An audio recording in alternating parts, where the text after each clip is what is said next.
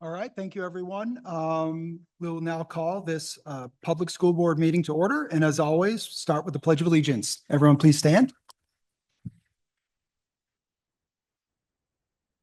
Pledge allegiance to the flag, the United States of America, and to the republic for which it stands, one nation, under God, indivisible, with liberty and justice for all.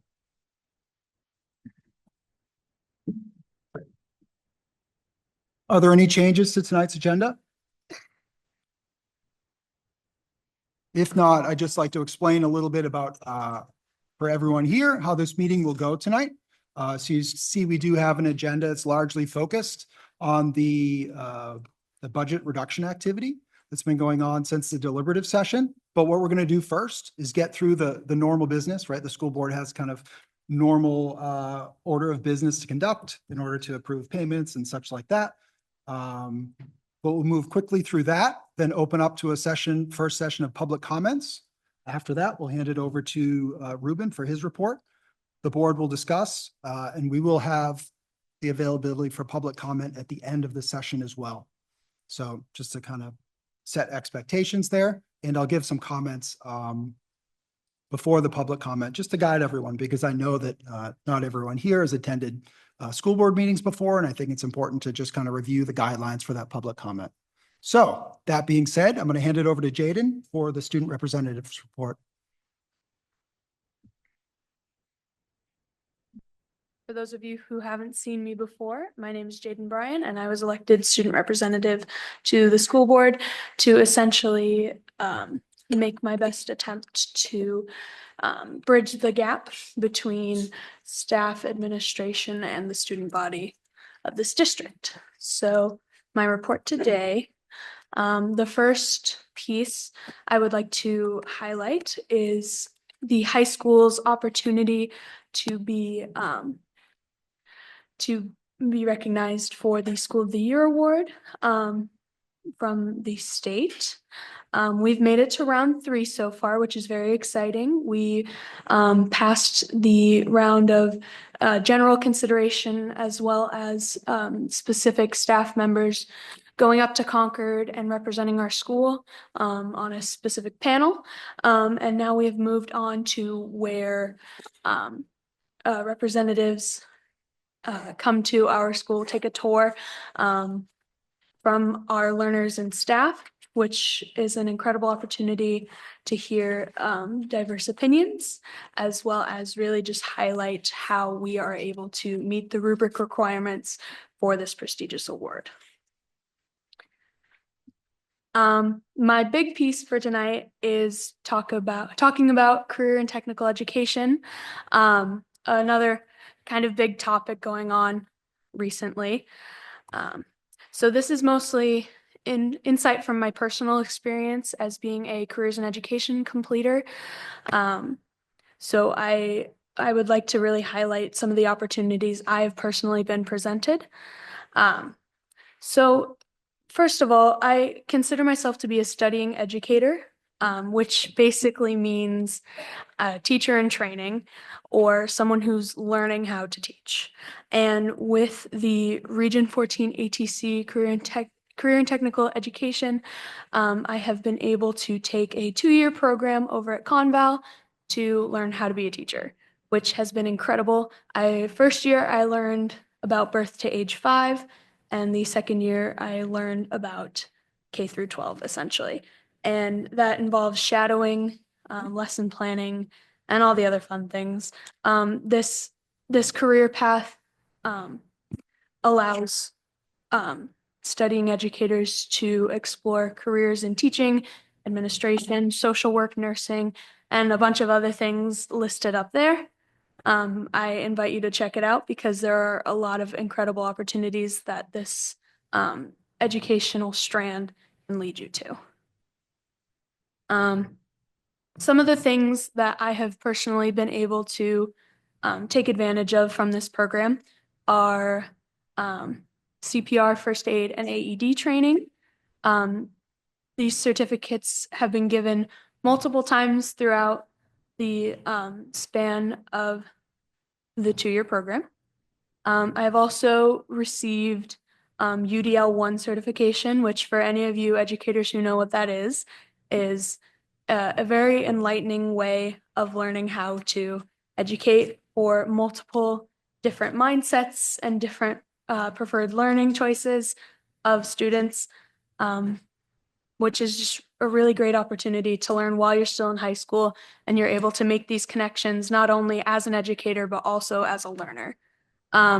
We have also been trained in many other certifications, which have proved beneficial to my so far short career as an educator.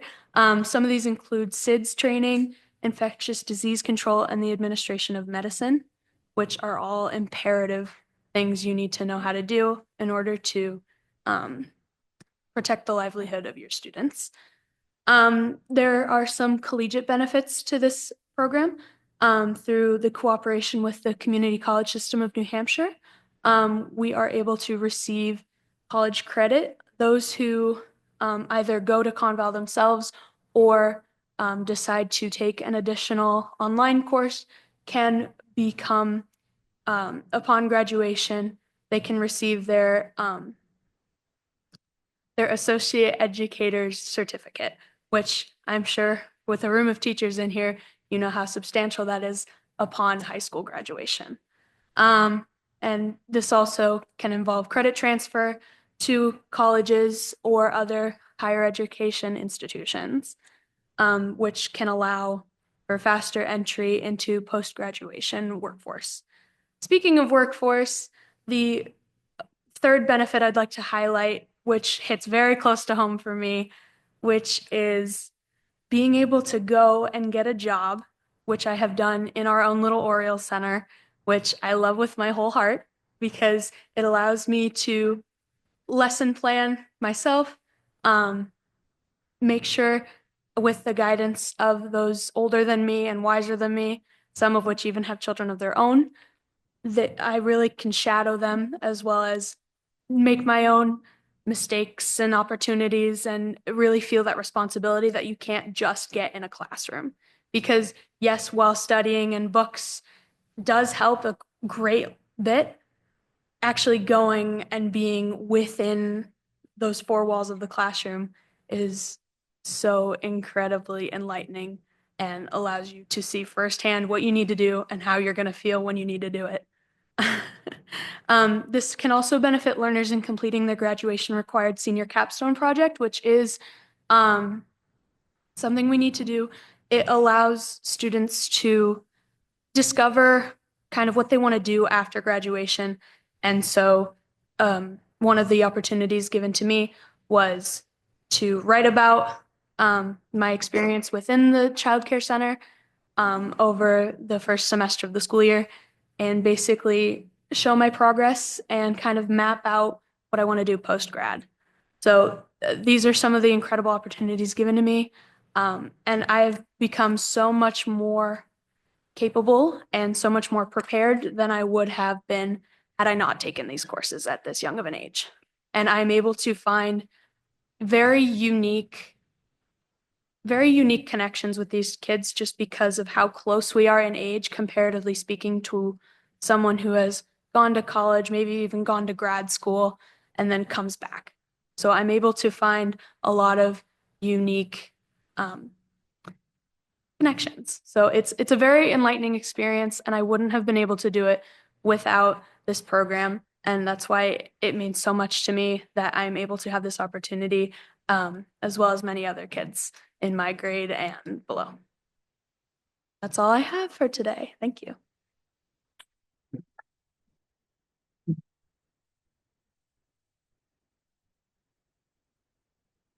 Thank you, Jaden. Does the board have any questions for Jaden today? No, Jaden. Thank you. If not, we'll move on to the next item on the agenda, which is the consent agenda, which this week includes manifests, accounts payable, and a budget transfer and the stipend list. Would anybody like to make a motion? I'll make a motion that we accept the consent agenda. Thank you, John. Thank you, Charlie. So that's been motioned and seconded. Any discussion? If not, we'll move to a vote. Just for everyone's, actually, I meant to mention this at the beginning, we do have, there's 7 members to our board. There's 5 of us here tonight. 5 of us here tonight and 2 online, I believe. So we all are here. For the purposes that this will probably be the only vote. We might take a few votes. We're going to do a roll call vote, but Christine Pressman and Sandy Stewart are online. So I'll do a roll call vote and we will start with our online participants and I'll start with Christine. Yes. Yeah. Sandy, Yes. John, Yes. Kim, Yes. Charlie, Lisa. Yep. And I vote aye as well. So the consent agenda passes 7-0, and we'll move on to the minutes of the January 27th meeting. I'll make a motion to accept the minutes of January 27th meeting. All right, thank you, Kim. John, thank you for seconding. Second. Any questions or discussion? Okay, we will vote on accepting the minutes of the January 27th meeting, starting again with Christine, Yes. Sandy, Yes. John, Yes. Kim, Yes. Charlie, Lisa, Yes. and I say yes as well. So those minutes are accepted and in the record. Item number 6 is the request to waive facility fees. This is kind of a common item on our agenda. We are working with the towns on some MOUs so that we don't have to do this. But we use it as a way initially to just track the use of our facilities here. To date, we have not ever actually charged a facility fee. But we have gathered some good information on how much our facilities here are used, which is useful for us when we start talking about planning costs for maintenance and custodial services. So although we haven't charged any fees, it has been very worthwhile to have this process in place, and I appreciate everyone's patience with that. That being said, would somebody like to make a motion on these 2 requests from the Ringe Recreation Department to use the RMS gym for youth travel basketball and adult pickup basketball? I'll make a motion to accept the request for the waive facility fees. Thank you, Kim. I'll second. And John seconds, and we will move to actually any questions or discussion?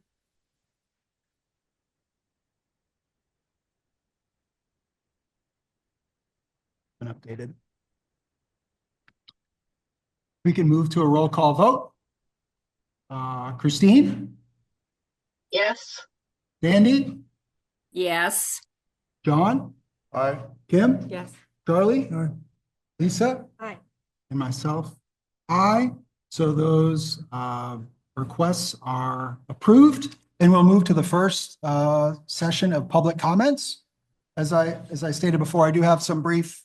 We'll put our policy up on the board here, but I don't expect you guys to read all that. Some of you probably can't even see it. So I'm just going to go over some points, I think, before we get started. First of all, thank you everyone for being here tonight. Our board definitely encouraged public participation and values hearing from everybody in our community. Your input, especially tonight, will help us to better understand the needs and concerns of parents, guardians, students, and residents, and we do appreciate your engagement. At the same time, in order to ensure that this meeting remains productive, efficient, and respectful, we do have guidelines that we expect everyone to follow, and I'm sure there'll be no issues with that. First, public comment time limits. We do set aside 15 minutes at the beginning of every meeting for public comment. Usually we don't need it. I think in the 2 years I've been on the board, there's usually no public comment. We do intend to extend that further to allow everyone to speak that wishes to speak today. So what we'll do is we'll maybe check in after a half an hour and see how many people maybe still intend to speak. But one of the main purposes of this meeting is to allow for that community feedback. So certainly extending that time is our priority today. Please, I guess I ask if there's a lot of people, maybe 1 comment per person. What I'd like to avoid is maybe getting into a back and forth between commenters. I want to allow a chance for at least everyone to speak once and again, being respectful of time, and consider a time limit of 3 minutes, please. You know, we're not going to cut you off after 3 minutes. We do want to hear everything you have to say. But please try and be respectful of that limit. So who can speak? Public comment is reserved for district residents, parents, and guardians of district students. That's per our policy. With additional board action, a comment from students and out-of-district residents may be heard. So a board member may make a motion to allow comments for students, out-of-district residents such as teachers and union representatives. Respectful discourse. Comments must remain civil, respectful, and relevant to the operation, programs, and policies of the school district. Personal attacks, inappropriate language, or disruptive behavior will not be permitted. No comments on individual staff members or students. To protect individual privacy and due process rights, comments regarding specific employees, except the superintendent and the board, must be directed through the proper district channels in accordance with board policies, KE and KEB, and complaints about the superintendent may be directed towards myself, the board chair. I know, or I guess I'm anticipating, we might get into comments about positions. I guess I may ask out of that same spirit of respect, if we refrain from maybe using employees' names and discuss positions. I think that would be appropriate for today. One note, again, budget discussions, which I know we're going to be reviewing a lot tonight, have taken place. The board has held budget sessions and public hearings to review and discuss financial decisions, and we appreciate the input received during those meetings. While budget-related comments are welcome and will be discussed tonight, we'll try to answer as many questions as we can. Please keep in mind that those prior sessions were the primary forums for in-depth budget discussions. I think, you know, as board chair, I've been more than accommodating for open discussion. I think at our budget hearing, I was actually asked to cut off the discussion by the reporter there. So I'm certainly open to that, but please respect that we do have not unlimited time for this open discussion. As far as the speaking process is concerned, those wishing to speak must state their name, address, and any group they're representing. To ensure clarity and efficiency, we encourage written remarks when possible. If you have suggestions for the board, a plan, you're encouraged to certainly provide those written remarks, maybe email us afterwards so we can take them for consideration. Board response. This is, I think, an important one. Please note that individual board members do not have authority to act independently. This is a time for public comment and not a back and forth discussion. In most cases, responses will be deferred until the full board has had time to review and consider the concerns raised. We really do want to hear what everyone has to say. As you're speaking, we're going to consider certainly what you're saying, take notes, and either get back to you or hopefully address it during our budget discussion for the board. Last, but certainly not least, maintaining order. Out of respect for all attendees, there should be no interruptions or outbursts during the session, right? I would expect we want to hear from everyone, no matter what they have to say, as long as they follow the guidelines. And we expect that the audience assembled here today will allow that to happen. So I just said a lot there, but with that, I would like to open up for the first session of public comments. Yeah. Lisa, making a motion. Thank you. I'd like to make a motion to allow non-residents and students of Jaffrey Ringe Public Schools to have the floor to be able to speak. All right, can you hear me now? Cool. I'd like to make a motion to allow non-residents and students, current students of Jaffrey Ringe Public Schools to be able to come and take the mic. We especially encourage the students. We really do want to hear your voice. Thank you. I will second the motion. Thank you, Lisa. Thank you, Kim. Any discussion? All right, we'll move to a vote. Again, starting with Christine, Yes. Sandy, Yes. John, Yes. Kim, Yes. Charlie, Lisa, and I vote aye, so that passes. So again, students and non-district, non-residents will be allowed to speak. So with that, if there are no more motions, I will open up for the first session of public comments, and I guess it may be helpful if people could line up. I guess I'll ask that. If you intend to make a public comment, you certainly don't have to, but it'll give us a good idea for how much time we have to account for as we go forward and allow everyone to speak at least once. So we'll go from there. I see Leslie is at the microphone, and please introduce yourself. Hello, my close-up, there we go. Hello, I'm Leslie McLean, and I'm from Jaffrey. I trust the Finance Committee had the best interest of the students, the staff, and the taxpayers at heart when they developed the proposed budget. I trust that the school board echoes these concerns. I trust the superintendent, the board chair, the CFO, our faculty and staff, and our administrators. All of them are concerned with the children of our community and in how to provide comprehensive education to them. I trust that everyone was careful and thoughtful when they came up with a list of proposed cuts to the budget to meet the amended budget proposal. This is a time of sacrifice, and we have to decide who makes the sacrifice. Some people say the sacrifice is between the school district and the taxpayers. I say the sacrifice is between the taxpayers and the education of Jaffrey Ringe children. $3 million proposed will require less sacrifice by the taxpayers than the default budget. That is true. Many taxpayers believe that the district will have to make sacrifices by finding that $3 million in supposed waste in the budget that was not found by our Finance Committee, the school board, and the taxpayers' elected representatives and the administration. But there is little to no waste, in my opinion, to cut, and certainly nowhere near $3 million. Programs will have to be cut. And who will really feel the sacrifice if the taxpayers don't sacrifice? The children of the district. The student will be behind right out of the gate, possibly losing pre-K and having only half-day kindergarten. The children will lose behavioral support, expertise in unified arts, good teacher-student ratios, extracurriculars, including sports, field trips, and summer programs.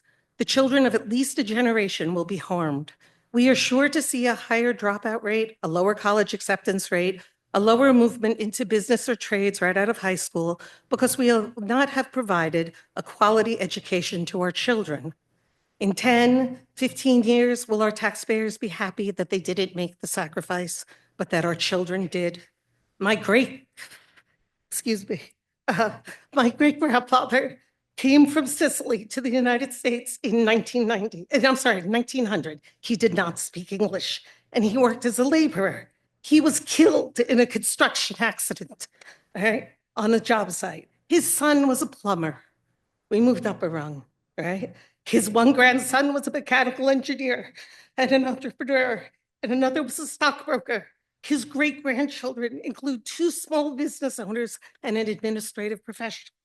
His great-great-grandchildren include 4 college graduates, one with 2 master's degrees, one working in healthcare, one working in senior living, one in finance, one with her own small business, and 2 just getting started after school. Giuseppe, my great-grandfather, would have been proud to see how far his family had come up and how they had moved on the earning scale and forward in society. Each generation's parents highly valued education. So much of that was due to the quality of New York City public schools Giuseppe's sons and grandsons attended, to the excellent school system on Long Island, which gave his great-granddaughters opportunities he could never imagine, especially for women. And due to the various schools on Long Island and right here in Jaffrey, where my children attended high school, that his great-grandchildren were here, which launched them into a future filled with possibilities. Do you want that type of future for your children, your grandchildren, your great-grandchildren, and your great-great-grandchildren? Are you willing to sacrifice for them, or do you expect them to sacrifice for you? Thank you.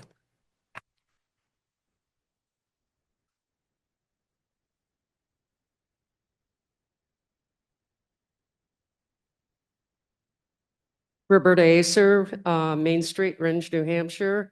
I think it needs to be noted and should be announced when Leslie speaks that she is an employee of the school district and maybe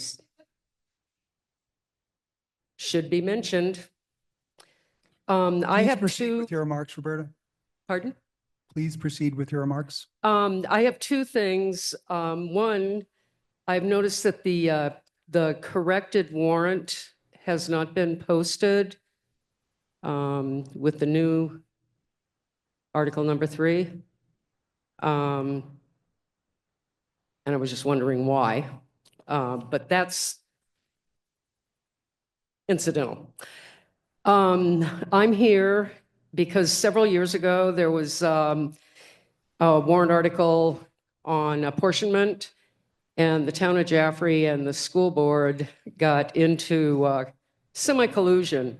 So I'm here to put the school board, and hopefully our superintendent will notify all employees of the district that they cannot use any school district assets or while they're at work for electioneering purposes. The law is clear. No public employee shall electioneer while in the performance of his or her official duties. They shall not use equipment or property that's not limited to telephones, facsimile machines, vehicles, computers for electioneering. Electioneering means to act in any way specifically designed to influence the vote of a voter on any question or office. I've already seen this occurring, and there's also, I have 2 statutes with me that I will give you. I guess, Roberta, I will just remind you that certainly this is a place to make a comment, but any specific complaints must be referred to our complaint. This is not a process. complaint. I'm actually, because when this happened before, no one was put on notice prior to it happening that it's illegal to use government property for trying to influence a vote.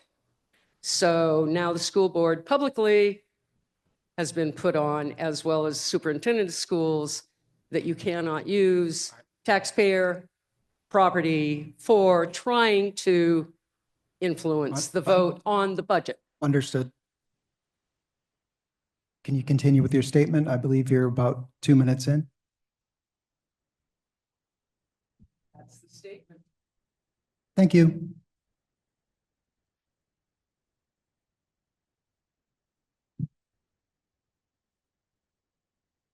My name's Aiden Marr. I live at Perry Road, Winch, New Hampshire. Good evening. My name is Aiden Marr. I started pre-K at Jaffrey Grade School, and I have been a student at Winch Memorial School for the last 6 years. The last 7 years of my life have been amazing and awesome. RMS is like my second home. I literally have family that works here and who have worked for the school district for many years. There are also a few other things that RMS has that makes it feel like my second home. The teachers are very caring. They get to know all the kids at school, even if the kids aren't in their class. They understand your emotions, and when there's something wrong, they can relate to you.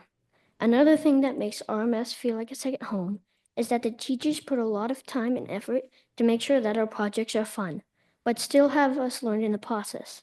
The same is true with the field trips. It's like, oh yeah, we're having loads of fun, and then we have to reflect on what we did, and we realize we learned a lot more while it's happening. Another thing that makes RMS so much fun is the after-school programs. Instant Challenge Club with Mrs. Cotto, Mrs. Thompson, and Mrs. Trello helps with team building skills and science. Newspaper Club with Miss Stowe helps with writing and layout and arrangement of newspapers. Student Council with my mom and Mrs. Houghton helps with community services and leadership and community skills. Running Club with Coach builds teamwork and physical fitness. Next year, I will be going to middle school, and there will be a lot more people in it than have been at RMS. If the budget passes, the classes will be significantly bigger, and that's a lot for some students. Having new teachers and new people in the school is tough for some people. I don't know much else about middle school yet, but I know a lot about elementary school, and I know how it will affect families and the school. Every kid has different needs, and if the size of the class increases by a significant amount, like 30 students in a class, there won't be enough time to meet kids' needs. Then the kids won't learn as much, and the teachers won't be able to get to know the students as well. If the budget passes, everything I just described will be eliminated, and many more things too. A lot of people will lose their jobs, including my mom, who teaches preschool, and some of my friends' parents. This will break break the hearts of lots of kids and teachers. I know it will break mine. Thank you for hearing me speak. Please do not support the budget.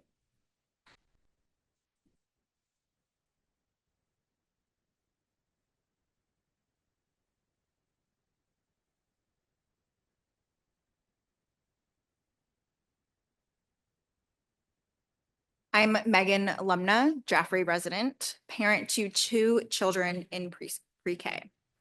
As a member of this community, I want to take a moment to emphasize the importance of early childhood education and the impact it has on our schools and our communities. On April 1st of 2024, my husband and I received the news our children were selected for full-day preschool. I was nearly in tears. We felt and we still feel so lucky to have been picked. This program has relieved the financial burden that comes with early childhood education, and we are forever grateful to the Jaffrey Ringe Cooperative School District for providing it. We have seen a tremendous growth in their learning and development this year. They are receiving age-appropriate learning from high-quality teachers, and a big shout out to them. If pre-K should disappear or kindergarten be cut to half days, it will hurt our family and families like ours. On March 11th, I will vote no on Article 3 because I support the default budget. Thank you.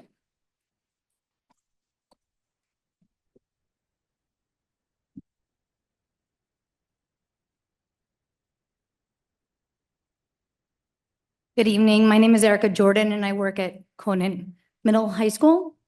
I have had the incredible privilege of teaching in the district for the past 16 years. For 13 of those years, I worked at Jaffrey Grade School. And today, like I said, I'm honored to work at Conant Middle High School. This district is my home. It's where I began my teaching career, working alongside some of the most passionate, dedicated, and inspiring educators I've ever known.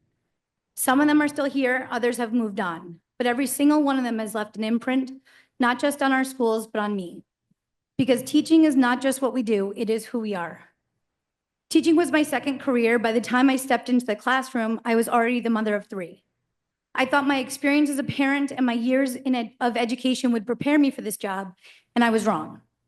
Nothing could have prepared me for the life-changing moments that happen in this profession. I have celebrated the birth of new siblings and mourned the devastating loss of a parent. I've seen the fear in children's eyes when they don't know where they're going to sleep, and the sheer relief when they find stability. I've watched friendships form and fall apart, and I've seen students hesitate, afraid to fail, and then watch them triumph when they finally succeed. This district changes lives. We don't just see it, we live it. Because teachers don't just teach, nurses don't just fix boo-boos, administrators and staff don't just manage. This is not a business. We are not mass producing a product. We are shaping people, young people, vulnerable, hopeful, brilliant, struggling young people. At Jaffrey Grade School, every single child was treated as our own. Our school nurse didn't just handle scrapes and sniffles. She had hairbrushes, ribbons, toothbrushes, warm coats, and extra socks, because sometimes a child needs more than just medical care. I'll never forget a little girl from my very first class. Her family was struggling. She wasn't sick, but she often visited the nurse. Why? Because the nurse made her feel beautiful. She brushed her hair, cleaned her face, made sure she got what she needed, but most importantly, she gave her love. I can't tell you what this little girl's test scores were, but I can promise you that she felt safe in our school. And that safety, that love, it gave her the confidence to fall in love with reading and discover her gift for math. Later, when I moved up to 5th grade, I had a student whose file came with a warning label. His records painted a picture of an angry, aggressive boy, one who needed constant supervision. I won't lie, I was nervous, but I knew our school and I knew what we were capable of, and I was right. This boy didn't just survive in our school, he thrived. He grew as a learner, built friendships, and had one of the best years of his life. When the year ended and his family moved, I was sad to see him go. But I knew deep in my heart that he had been given a fresh start. Because that is what our schools do. We don't just teach subjects, we build people. Now I teach at Conant Middle School, and I truly have the best job in the world. I get to teach my favorite subject every day to students who are thoughtful, inquisitive, and eager to make a difference. and I work alongside a staff that puts students first always. If a child walks in hungry, we feed them. If a child is hurting, we listen. If a child feels lost, we remind them, you are not alone. This district is special. How many districts can say that their students know their superintendent, that they stop him in the hallways, joke with him, call him by name? Our students love Mr. Duncan because he cares. We are not just a district, we are a family. We care for each other, we lift each other up, and most importantly, we help every child who walks through our doors become the best version of themselves. Because in our classrooms, learning isn't just about textbooks and tests, it's about life. And every day, in every classroom, in every hallway, we are changing lives. Thank you. And please vote no.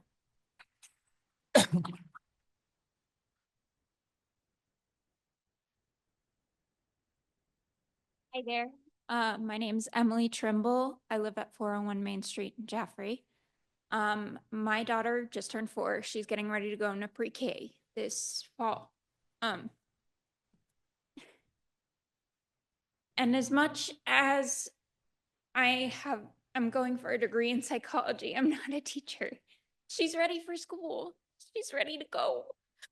And I'm not going to be able to teach her the way that she needs to be taught at home. That's why there are qualified teachers to be able to take these kids and teach them and form them into people. Because I know that she'll flourish and she'll be the best person that she can be. Goes into school. This is why I'm going to vote no on the budget. Thank you.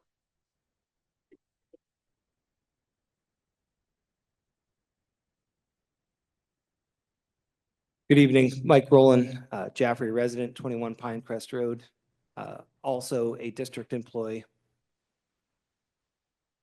Taught in the district for 23 years. I will tell you this, that in those 23 years, I've been an advocate of vocational education. I look at our community and I look at our needs. We are educated businessmen and women. We're educated and skilled tradesmen and women. We are doing our community a disservice by not offering them the career and technical education program that is being put forward. I'm a proponent of vocational technical education, and I see the programs that we're offering as being a benefit. Additionally, why I'm voting no, and I urge you to also vote no, is the programs extracurricular that we offer, speaking specifically for the middle school and high school, work to the benefit of our students. There are programs, after-school programs, that have been put together in clubs that have built and instilled confidence in our students, from our robotics team that goes to the States just about every single year and does well. We offer our students something to come to school and to believe in. That is education, and it is also that we care. I look around at all of the students, 2 of which have been mine, a recent graduate who's gone on to become very successful in college, and one that is currently in school. And the programs that we're offering give them something that they've been able to build themselves with.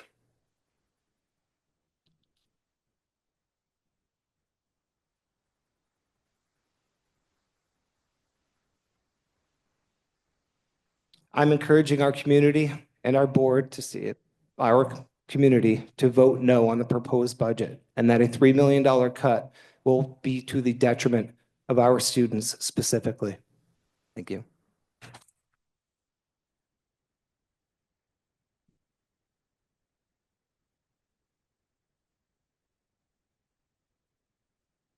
Hi, my name is Braden Dion. I'm a student here at the Conant Middle High School. I'd like to start off by saying that the school here does not, quote unquote, suck. This school provides a lot to its students, not only academically, athletically, or just mentally, support-wise. It's a way for students to come into the building and just live a life with students, other students that are their friends at schools that they either play sports with, are in classes with, or just see every day outside of school. Also, the clubs that Mr. Rowland had just previously spoke about, those offer opportunities for kids that don't know what they want to do as for a career yet. Those and the courses that we provide here have helped me develop an understanding for what I want to do after high school and college. I'm aspiring to be a lawyer after high school, and various of our classes have showed me that that is the path for me. And I can say that is the same for many students who attend Conant Middle High School. And just the teachers here too do an amazing job of building bonds with their students. They don't just clock in, give packets out, talk to students, and they leave. They build support for the students, almost friendships, but still professional. They're the helping hand that students need each and every day. Thank you. Please vote no.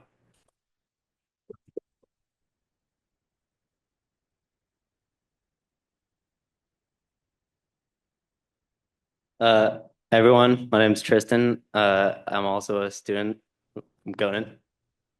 Tristan Herr, my fault. And I just want to kind of piggyback off what Braden said, that like Conant's a home for a lot of people. A lot of people like who need help academically, they receive it here because of our smaller classes and all the different classes we can take. The teachers can actually help one-on-one. And I look at a lot of other schools and it's like the community is not there where like ours it is, and like Conant really like helps set up like people for the careers and like what they want to do. We have a very diverse community about like students like pursuing a lot of different career paths. Like Braden now, he said he wants to become a lawyer. I'm going to college for mechanical engineering. And it's just these classes make us realize that we're able to do that, and they kind of build our confidence because our teachers can help us and support us wherever we need. And our like sports clubs and athletic and activities too, they help like friends and stuff just become together, because like a lot of bigger schools, they don't have that support, and like these clubs and sports help like people just make friends too. Like I have my buddies here that I've been friends with my whole life, and high school sports have kind of like brought us together closer. And I could say that we will be friends for the rest of our lives. And it's just the support that Conant gives us, and the abilities we're able to have with these opportunities is amazing. So vote no. Thank you.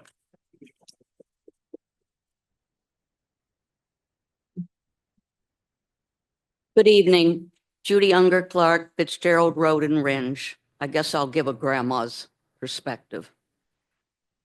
I'd like to address, though, the importance of early learners, and I've heard a bit of this previously. Early childhood education is a critical step for a learner's future in school, both academically and socially. Now, in 1979, 46 years ago, one of the major selling points for settling in Rindge was the fact that this district at that time had a public school kindergarten. I was a bit shocked to learn that in New Hampshire, kindergartens were private ventures. In 1990, when our daughter started kindergarten at RMS, only 54% of school districts in New Hampshire offered a public kindergarten, and Rindge had one. It wasn't until 2007 that New Hampshire passed a law that required public schools to offer kindergarten statewide.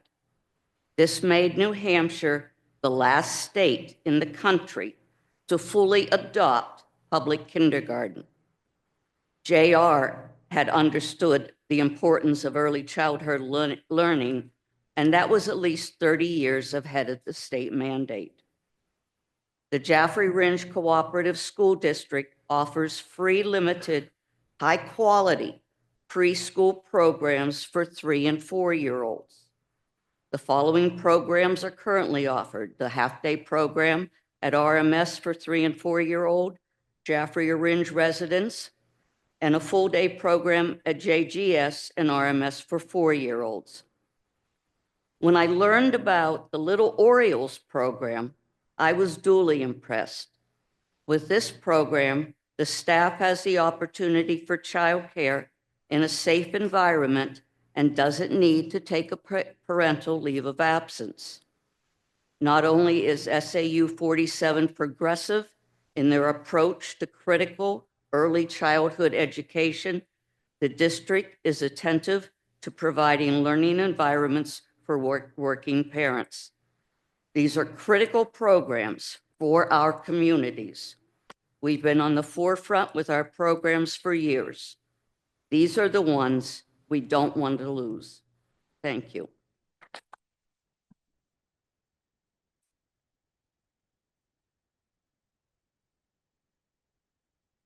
Max Gacy, 31 Michael Drive, Range. First, I just want to say, I love these kids. That kid that got up and spoke right there, he's on my son's hockey team. He's awesome. I raised my hand and said I'd give my life for this country. And when doing that, it's not for the adults because we're all flawed, but children are the essence of innocence. And that's who you go for, because you know, you can say, oh, that guy, something bad happened to him. He got it. You know, what was coming to him because he probably, not the kids. The kids are the essence of innocence. I love the kids. So I just want to start by saying that. So I want to first talk about the CTE, then I'll talk about the budget, then I'll talk about an alternative if I have time. The CTE, how many square feet is it? It was advertised as 20,000 in the Keene Sentinel. 20,000 with a budget of over 22 million. That's $1,100 a foot. That is astronomical, okay? I talked to Lars Traffy. I said, Lars, you said you're full. So he said, oh, no, I said, it's $1,100 a foot, Lars. He said, I don't know where that's coming from because we gave a number and we were around 400 a foot. I know that doesn't include FFE, but 700 a foot, that is reckless. And it's not whether we want it or not. We can't afford it. So for the CTE, Charlie Brummer got up here, or Jed Brummer got up here and said, yeah, Jamie Van Dyke's in favor. I talked to Jamie. He said, I was misled. I was told that it was all paid for by a grant and by private funds. He said, I do not support it. I am actually 100% against it when I found out what it was. I talked to Big Sam Seppala, and he said, I do not support Article 2. We cannot afford the tax burden. And I spoke to Sean Seppala, and he said, yeah, I heard my name was put out there, but this was nothing of what the actual numbers are. I'm against it. And, you know, I feel like I'm owed an apology because I was sold a bill of goods. So that's to cover the CTE. And we've got an alternative for that. And it's an incredible alternative. But to speak about the budget, when we look at the people that are against it, these people are struggling to make ends meet. It's not that they just want to, oh, I need more money. They're living paycheck to paycheck and they can't afford it. I was talking to a guy earlier this week. He said, Max, I'm not paycheck to paycheck. I'm paycheck to credit card to paycheck because I've got therapies for my little daughter and I'm putting them on a credit card. I can't afford it. So we shouldn't be demonizing the other side, and we should be looking at responsible ways that we can trim down this budget because it's exploding year over year. And the first place we're going, and I won't say the first place because there are other things, it's teachers and it's sports. Well, if these things pass, our budgets are going to get cut because we're going to pay more taxes. So it's like this. You go to the teachers in sports when there's other places we could trim. And when you see me and you say, hey, Max, how are the kids? Oh, my kids? Oh, they're dead. Well, what do you mean they're dead? Well, I mean, my taxes went up $1,000 and I had to cut the budget. So I stopped feeding them because I couldn't afford the groceries. That would be insane. That would be the last place on earth that you would cut. And that's what you're doing when you say, we're going to go to the teachers and we're going to go to the sports. There's a lot of administrative in there. There's a lot of programs that just came about a couple years ago. We need to be responsible with the taxpayers' money because the taxes don't go down. People are stressed and they're strapped. I don't want to lose the teachers. I don't want to lose the sports, but I think we definitely can look at other areas. We have an alternative. If someone would give me their time, I could explain it, but I'll respect the, probably went over already. Yeah, we like everyone here loves the kids. It's not about that. Don't demonize people that can't afford it. It's wrong.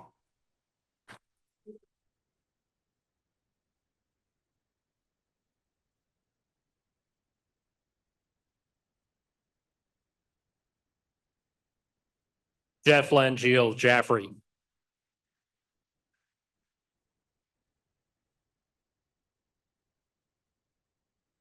You ready now? Okay. Yeah, please go. Jeff Langiel, Jaffrey, New Hampshire. I'm new to town. We moved in here in October, and I have a daughter in 7th grade, and I have a son in pre-K. And I think what I'd like to offer everyone here tonight is an outsider's or a new insider's perspective on what you have. So, family adjustment. When we first arrived and my daughter arrived at school, we were met by an assistant principal and a counselor who spent more than an hour, not just with my daughter, but with my wife, myself, and the whirling dervish that is my 4-year-old, to understand what the needs of my daughter were and to place her appropriately into classes that met her needs and her interests. This was a shock. I've never seen anything like that before. Where we came from, you would drop your kid off and they'd disappear behind a door, and then you'd see them later on. The types of cuts that are being discussed here today, class sizes. Where we came from, my daughter's class sizes were in the range of 40. And what that meant was that only if you were an underperforming student were you getting any attention from the teacher. Everyone in the middle that was adequately performing, or everyone who was potentially could even excel, were ignored. They're ignored because there wasn't enough time because the teachers were too busy. Athletics and extracurriculars. We've been here for 4.5 months. My daughter has been on a basketball team. She's been in a school play. She's joined a baking club. She's in the school musical. And she toyed with the idea of joining the Dungeons and Dragons Club. I'm not sure quite what that is. But quite frankly, she doesn't have time. On a regular day, my daughter leaves the house and enters the school at 7:10, and then doesn't come out until 4 because this is where she wants to be. That's not the case for everyone. This isn't the way it is normally across the country. Field trips. That's a new one for my daughter. There were no field trips. Within the first week of coming here, I got a permission slip and she got to go walk the Freedom Trail. That's pretty fantastic. Now on to my son, pre-K. Pre-K, 3-year-olds not offered where we came from, 4-year-olds, half day only. Here, my child has exposure to STEM, to art. He gets to go to gym class, he tells me, the library and music. And all of that are things that were not offered where we came from. Moving into next year, where he's in kindergarten, where we were at, we took a tour of the kindergartens, and the options were, well, you're going to get into one of these 2 rooms because we have to take you because you're in district. One room was adequate, the other was a trailer with a hole in the floor, and you didn't know which one you were getting. Right? That's shocking. It's shocking to me.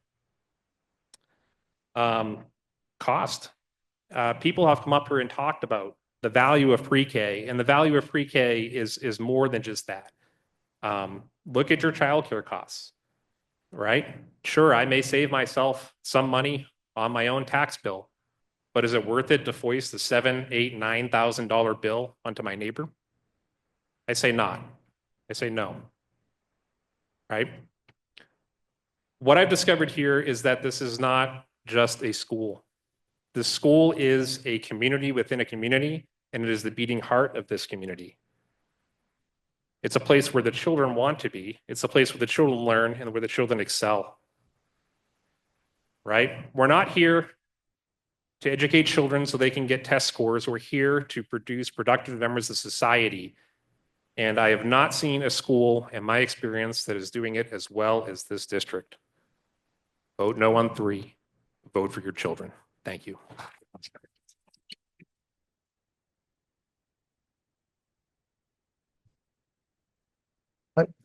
I guess I'm just checking on time, and I'll ask that anybody else that certainly intends to speak, please get into line. And I'm also going to check over here with our online coordinator. There's one person online that wishes to speak, so, but we'll continue here now.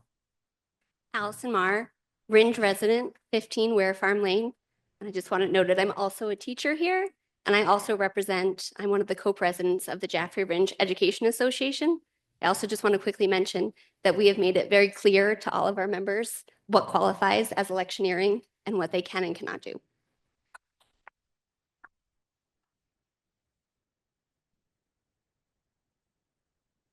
First off, thank you for giving me the opportunity to speak tonight. I stand before you not just as a Ringe resident, but as an educator in this district and as a former student of the Jaffrey Ringe Cooperative School District. I returned to this community 18 years ago when I began my career in education because I knew firsthand that teachers here in Jaffrey Ringe were the kind of educators I wanted to surround myself with. I've stayed for nearly 2 decades, despite the tough battles that we face every year for budget season, because I believe strongly in what we are doing here. I continue to be inspired daily by the students and staff members that I work with.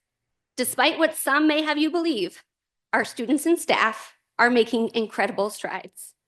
Unfortunately, once again, we find ourselves at a crossroads where tough decisions about our school budget are being made. But these decisions are more than just numbers on a page.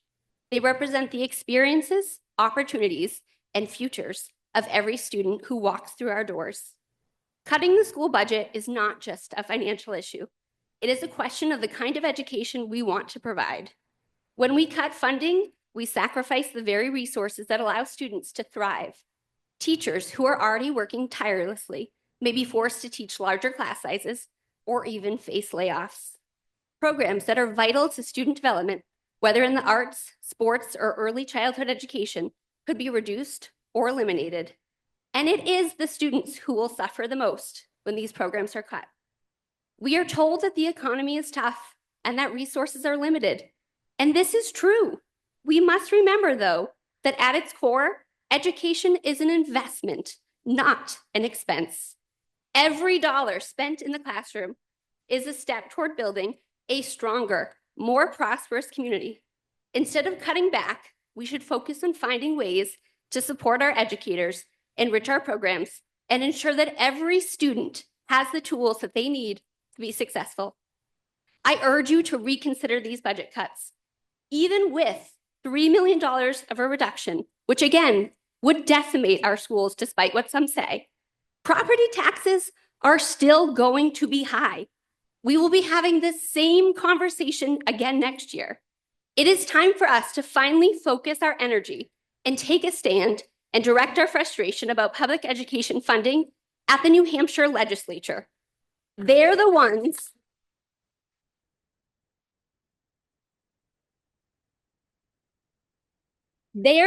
to blame for this problem, not our local school board, not our school staff, and certainly not our students. I implore you, please show our students that you value them and their future. I'm sorry, but the cost of not doing so is simply too high.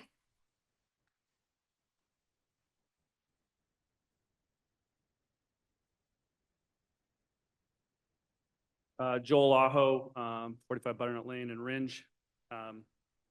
So I've heard a lot of people speak tonight. And just from a budget perspective, I didn't hear anybody give any like concrete examples of, you know, this is going to happen. And, you know, if the budget, which budget were to pass, how the cuts would be specifically enacted. As far as I understand, that's not totally fleshed out. The only thing I heard maybe several times was early childhood education, but even that I think is making an assumption unless I'm missing something. So I think just to get up here and say our teachers are great or things like that in the context of a budget conversation is a pretty simplified way to look at it. Does that mean that any budget, no matter how high, is always acceptable just because the teachers are good? You know, and I think if you look at it just nationally, you know, from you know what I hear just in the general flow of things, money, more money does not necessarily always result in a better education. I mean, it seems like we spend more and more money nationally, and our education outcomes are becoming worse and worse. So again, that doesn't mean there's no at no point would it not be impacted, but I think it's way oversimplified to say that, you know, that more money will always equal a better education. You could never categorically say that. Anybody that can, I would like them just to give the evidence for that. And then the other thing is, you know, I mean, I went to, you know, Ringe Memorial in the 80s. You know, from what I remember, we had half-day kindergarten. You know, I kind of heard that kind of implied or presented like that would be, you know, very harmful. You know, again, anecdotally, right? Like I ended up going to St. Bernard's, tested into the honors program there, went to Babson College. I think last year, Wall Street Journal ranked them as the second best college in the country. It did better than most there. But again, that's just anecdotal. Does that mean, oh, it doesn't matter? But again, I'm not hearing any like real concrete. It's just very like almost more just either anecdotal or it's not the way you would evaluate a budget, in my opinion, certainly from a business budget perspective. I mean, to look at a budget, you would say, you know, well, this is going to get specifically, this is going to get cut, and this is going to be the outcome, and this is my evidence why it's going to be bad. And even that, there could be good arguments on both sides of it. So just to get up here and make general statements, I don't think anybody who's worked with budgets would say that's the way you do that. So anyways, just another perspective.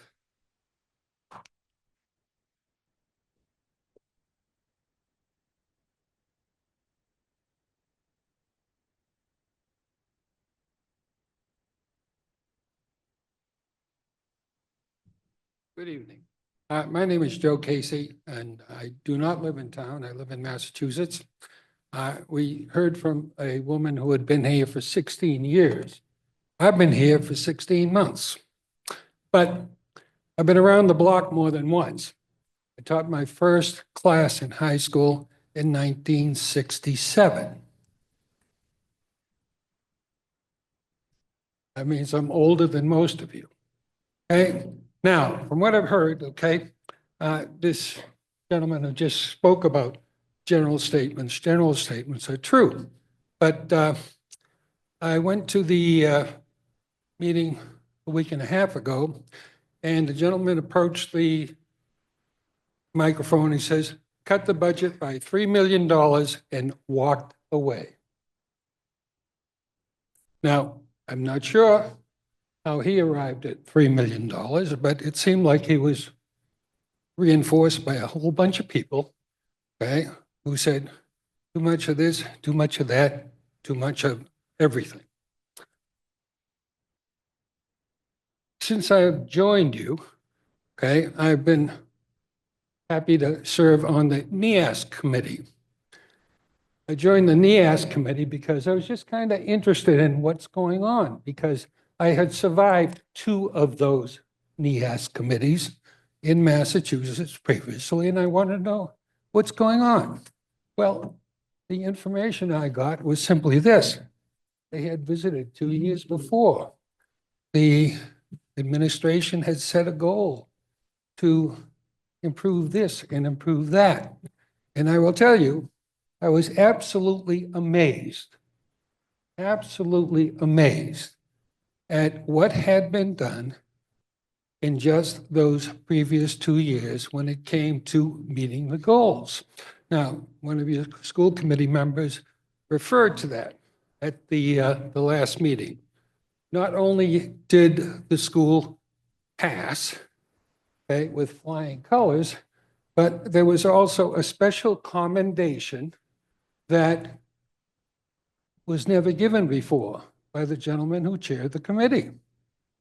Okay, so this is unusual, but I've got to tell you folks, your high school is absolutely spectacular. And I agree with him.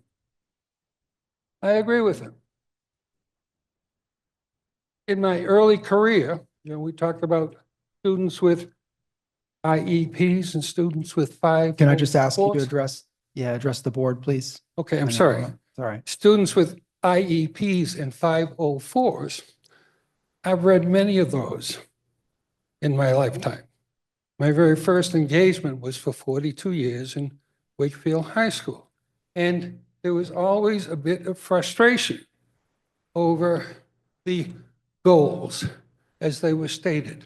It seemed as though they often were repetitive and sometimes they were never met. That does not happen here.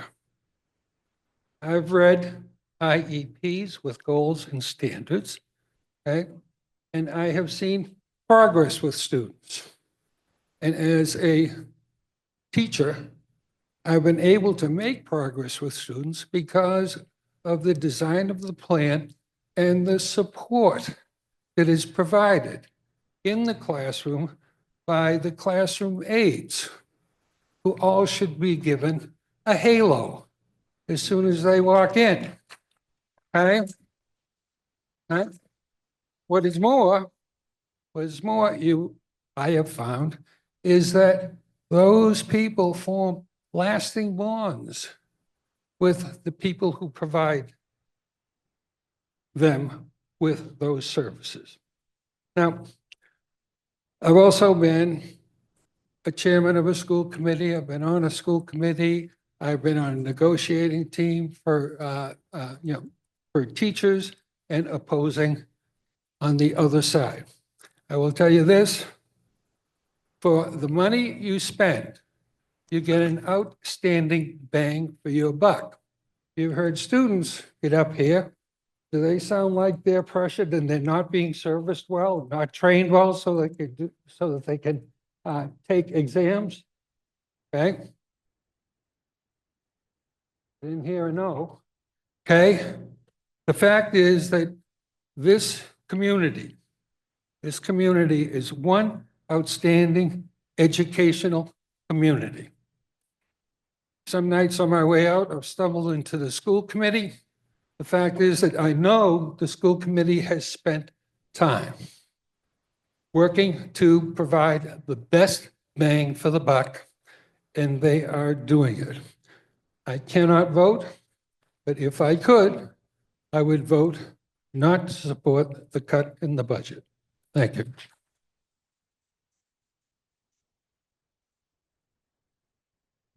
I think we're about 40 minutes in here to this, so I just want to encourage anybody that wishes to make a public comment, please get into line so we can monitor this. I do want to give everyone that wants to speak a chance to speak, but understand there will be some limitations, so go ahead. Kira Kangas, I'm a French teacher here. I live in Swansea, so I'm appreciative of the opportunity to speak. I just want to say that I don't know much about money and budget cuts and all that stuff, but I do know that it does equate to losing people, period. Programs, people, whatever.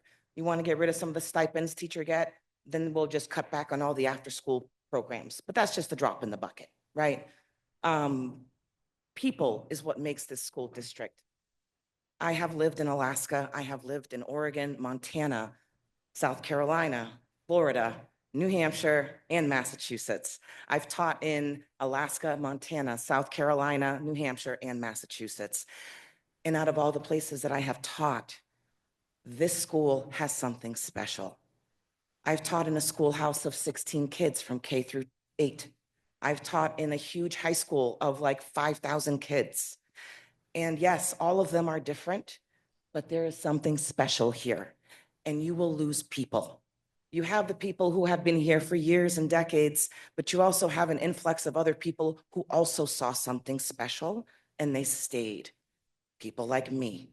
So even though I don't live here and I don't have a say in any of that, I just want to let you know that something like this happens. Usually it's the arts that starts getting cut.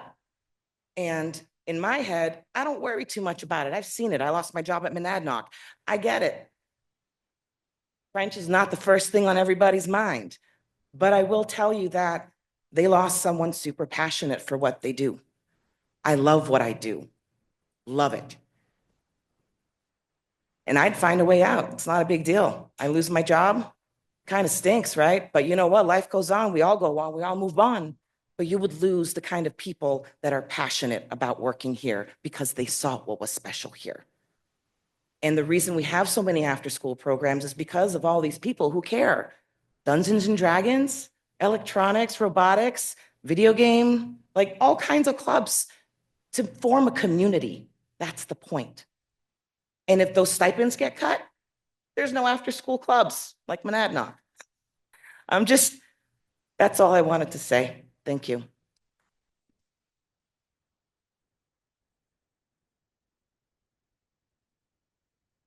Hello, Sheila Nagel from Jaffrey, New Hampshire.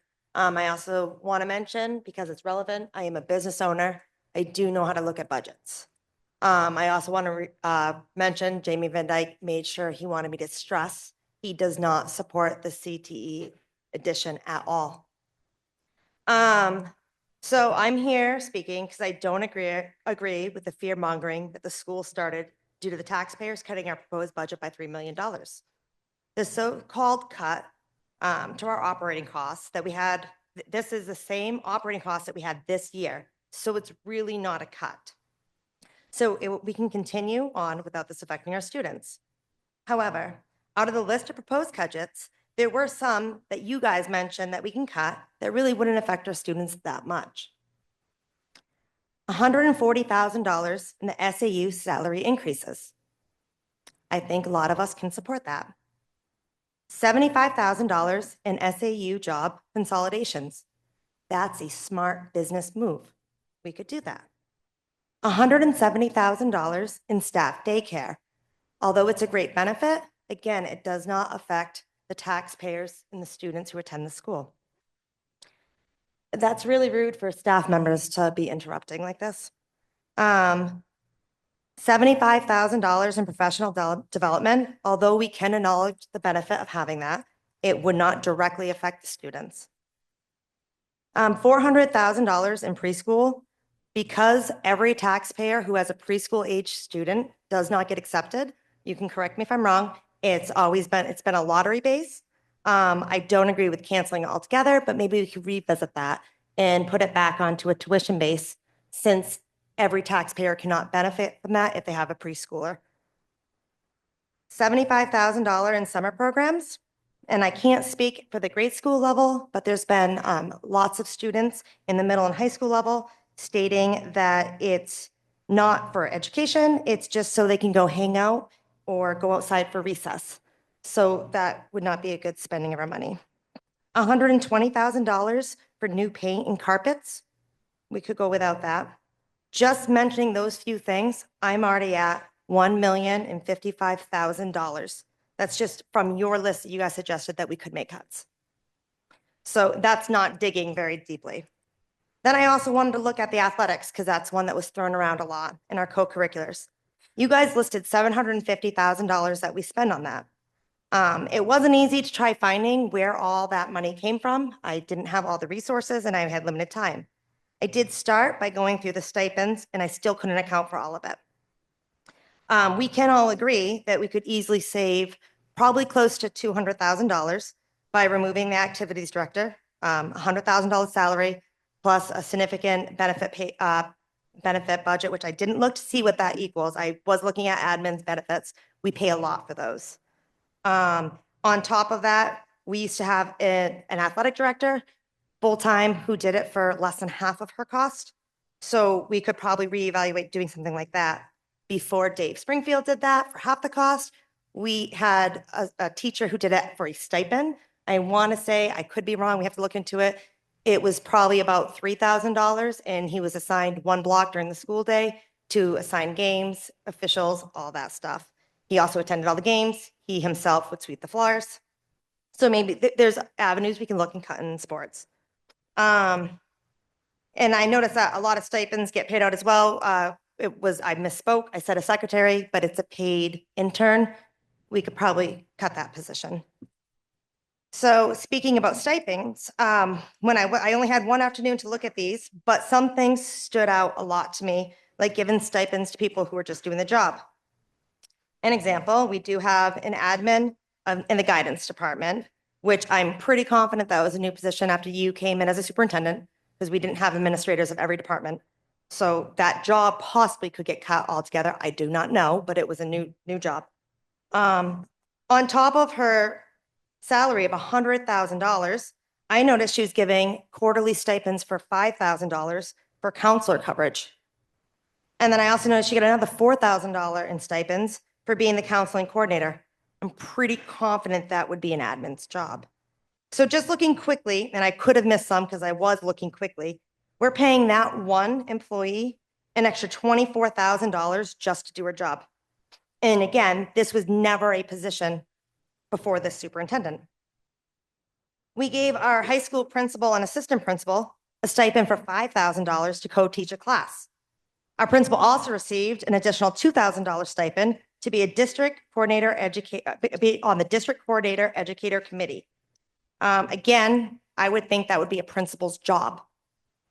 So giving them $5,000 stipend to co-teach a class, that's technically double dipping because he's here, he's required to be here. We're paying him to be a principal, and then we're going to pay him again to teach a class. I just feel like we could look into that.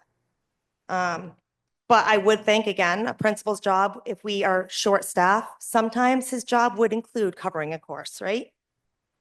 Another odd stipend that we're giving is we're paying, that's really rude. We should not have outbursts Yeah, like that. Please don't interrupt, but Um, Sheila, about one more minute.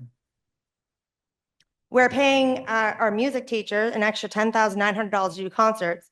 One would think that'd be part of a music teacher's job. So we're giving out some stipends that are part of people's jobs. Another SAU employee, Patricia Layfield, received a stipend on 9/23. It's public knowledge, your staff employees. Yeah, But, Sheila, so an SAU employee received a stipend on 9/23 for $5,000. 2 weeks later, she received 3 more stipends for $5,000 each. That's an extra $20,000 within a month's time on top of her salary. Another SAU employee received 3 stipends that same day for $6,700. That's another $20,100 on top of her salary that month. The point is that we need to be looking into all these stipends, and there's plenty of ways we can be saving taxpayers' money. I also wanted to ask how many staff members that currently don't live in our district that have children that attend our school, because if we really need to cut the budget, we should be looking at that. We shouldn't be taxpayer funding students who can be attending other schools. There could be potential savings there. Now, that was just touching on the proposed budget. There's so much more that I found, and I would be happy to sit down with any of you guys and go through these numbers. I do want to touch on the CTE that you guys listed. It must be understood that if this passes too, that has nothing to do with that $3 million cut that we have. This is going to have a huge factor on our taxes. We did not consider in factors like the operating costs, hiring employees, the electric, the heat, the water, etc. However, I do feel that trades are a great thing. I promote that strongly. So including all the trade businesses, which we have a list, somebody else was going to present it. They didn't, so I'll read it off. We have trades that are really willing to work. They're eager to work with the school. I have given you 5 minutes already, so. Somebody else, I just want to list off, this is very, I'm so you're just gonna saying you haven't cut anybody off who was, can I have your minutes? Thank you. Thank you. So I'm speaking for a group of people who went through this. So How much longer do you have? I'm at the end, I'm going to list off all, this is very beneficial, people who can help teach the trades, which every person in here said that that's what they want to see. We don't have a. So we have, oh, shoot, I can't see it here. So we have Pinnacle Crete Works, Salo Masonry, Primary Electric, Utterly Gutters, Ashnor LLC, AR Overhead Doors, KDI, Kettler Contracting, Barclay Builders, Paxton Development, Form Up Foundations, Form Up Site Works, Form Up Flat Works, I can't read my writing on that one. The Ringe Rentals and KDI. They are all in the trades, willing to work with the school, taking on interns. So that was a list that needed to be read out there. So we have numerous businesses in the trades that are willing to help out, and they want to help out. So I also want to show you that, yes, the few trades that you guys mentioned, and you said that you wanted to offer in this $22 million building, we can do it in this current building that we have right now. As we currently said, is we have a shop room, so we can continue to be running builders out of that. Sheila, you're on about 7 minutes Yep, I now. have 2 paragraphs left. Thank you. Please finish within a minute. Yep. So that's always been useful since I've come to school here. The EMT training, I did speak with a few head nurses at the Gardner Hospital, and they did say that it could be done in a classroom with very minimal things. We could possibly use one of the art rooms for that. The biggest one that you said we couldn't work with is a culinary arts program because you wanted it open to the public. What I would recommend is that you look into adding the extra equipment that you need to make a culinary arts program into the middle school room that is currently equipped with kitchens that is not really being used for that purpose. I'm sure it can be done fairly cheap. You could then take the current SAU office and use that area for the dining room for the public with minimal renovations. This would be perfect because it's already facing the street and it's secure from the rest of school, keeping all of our students safe. We could move the current SAU office down to room 111. We already have access from the outside from there. It would be perfect, and it would save taxpayers millions just in operating costs alone. We would already be using the same water, electricity, heat as our current building.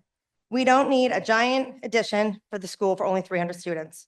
Also, if we don't get that grant, we could use it on the new equipment. If we get that grant you guys were given, possibly use this on all the new equipment you guys need. If we cannot seem to Sheila, find a way to cut I costs think you down. can agree that Yeah, I've I'm right given at you the ample end. time to We speak. should look at what the cost would be if we just shut the school down and possibly tuition our students into other schools, because it would save taxpayers significant. Lastly, I wanted to point out that we have an SAU employee who she's standing in line again. She's claiming that her job is to maintain social media and be the spokesperson for the school. I want to point out that she's making $83,000 a year and receives stipends and is online acting very Sheila, please- unprofessional. I please think conclude your managing a social comments. media account could be great for a tech class. Sheila, I'm going to It ask could you. save to us over end your comments $100,000 now. as Thank you. taxpayers. That's it. Thank you. I will ask, I know I did let Sheila go on for extra time there. We are getting close to Yeah. 8 o'clock. And please limit your comments. I would like to, I'd say by 8:10 be done with public comments. For hour and 10 minutes is more than enough time. So go ahead.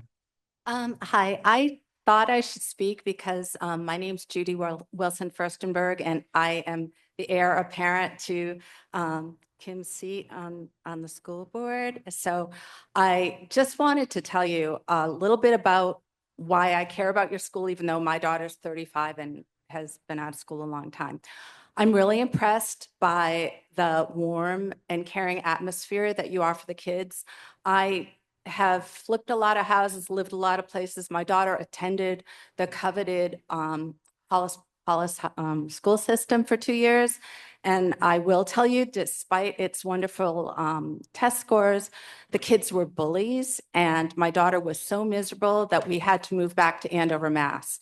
And I can tell that your kids do not get picked on. They're supported by the staff and each other.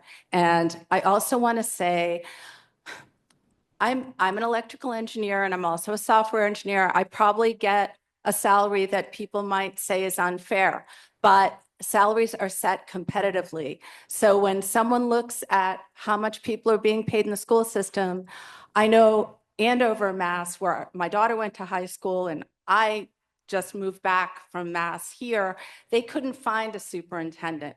They had to have their old superintendent come in and take over for a couple years. So yeah, you might look at someone in a high position like that and say, why are they being overpaid? And it's just, you know what? That's what they earned. They put in the time, they got the education, and they have skills that a school system needs. So I just want to say, I will have to learn the ropes and I want to help out, but I do think you have a wonderful staff here and everyone, all the kids seem happy. I live near, I live at 272 Ingalls Road here in Jaffrey. I have neighbors on my street that went to school here and they loved it. And I look forward to helping you, but I also, I don't think they should cut the budget because prices are going up and people, yeah, you know, people need to get raises. Everything, supplies cost more.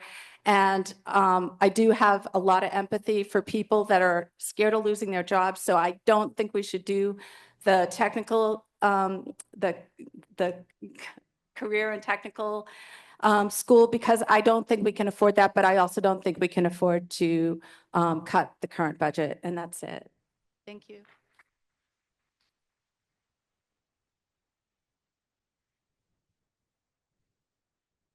Again, I'm going to allow 10 more minutes. I'll try and go quick. Kathy Kozlowski from Ringe.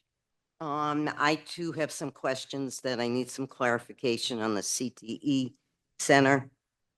For Article 2, we're looking to appropriate $22,895 for the design, construction, and equipment of the new CTE Center.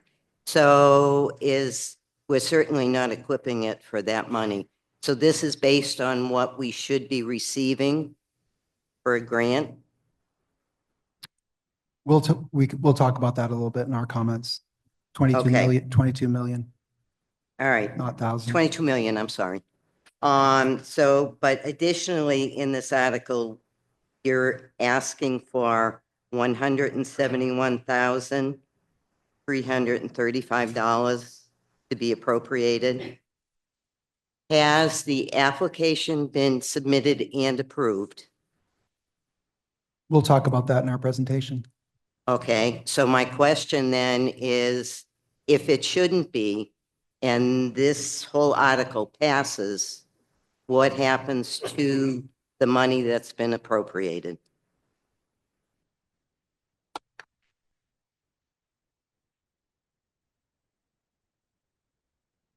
Got a little too close there. Alicia Stennerson, Jaffrey. I had a whole thing written up, but I know that we're pressed for time, so I'll just give you my brief summary. I first just want to start by saying that there are more trades than just electrical, framing, concrete, et cetera, et cetera, et cetera. And our CTE Center addresses said diversity in career and technical education. So that said, let me see. I guess in short, supporting this budget article as amended at our previous meeting with the, whatever it's called, can't remember because I'm not really reading my notes right now. It has the potential to desiccate our schools. It has the potential to affect our children and our community for a long time to come. And I really just hope that our community can have a little foresight into the future to think about the way that their actions today in the present affect kids, not only tomorrow, but for generations to come. It'd be foolish for us not to support this once-in-a-lifetime CTE Center, which is going to be funded 75% by the state. We were the only district approved for that funding, FYI. And it would be foolish to cut things from our kids' education and extracurricular education that are essential for their well-being. Just vote no on the budget.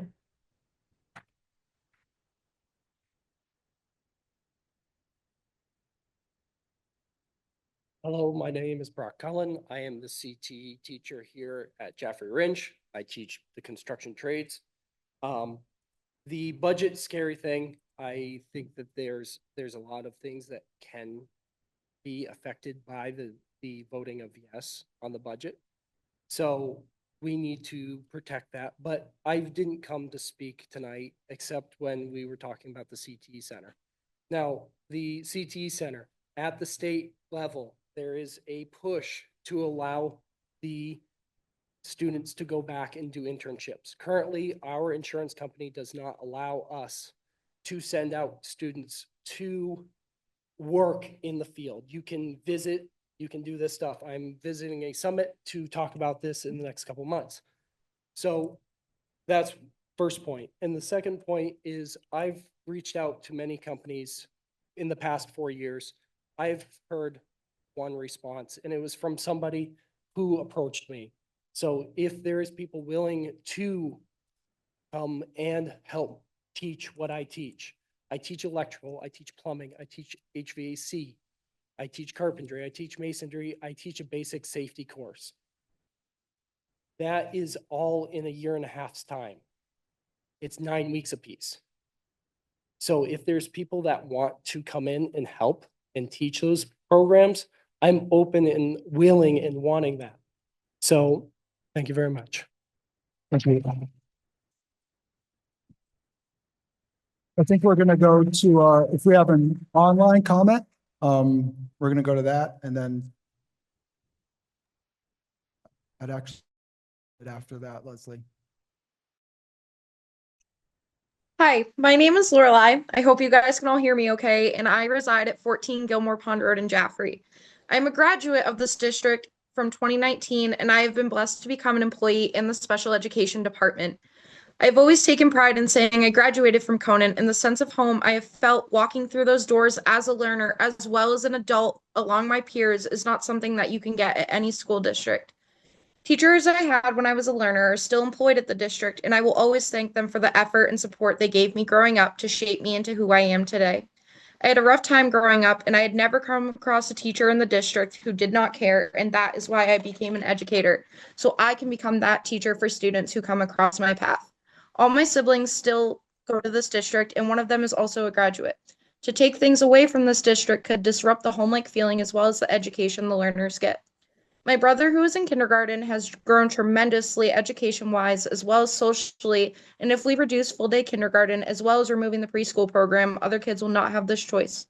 I have bonded with these learners, and I take pride in saying I work at the Jaffrey Orange School District. Please vote no on Article 3 and keep our learners growing as the past generations from this district has.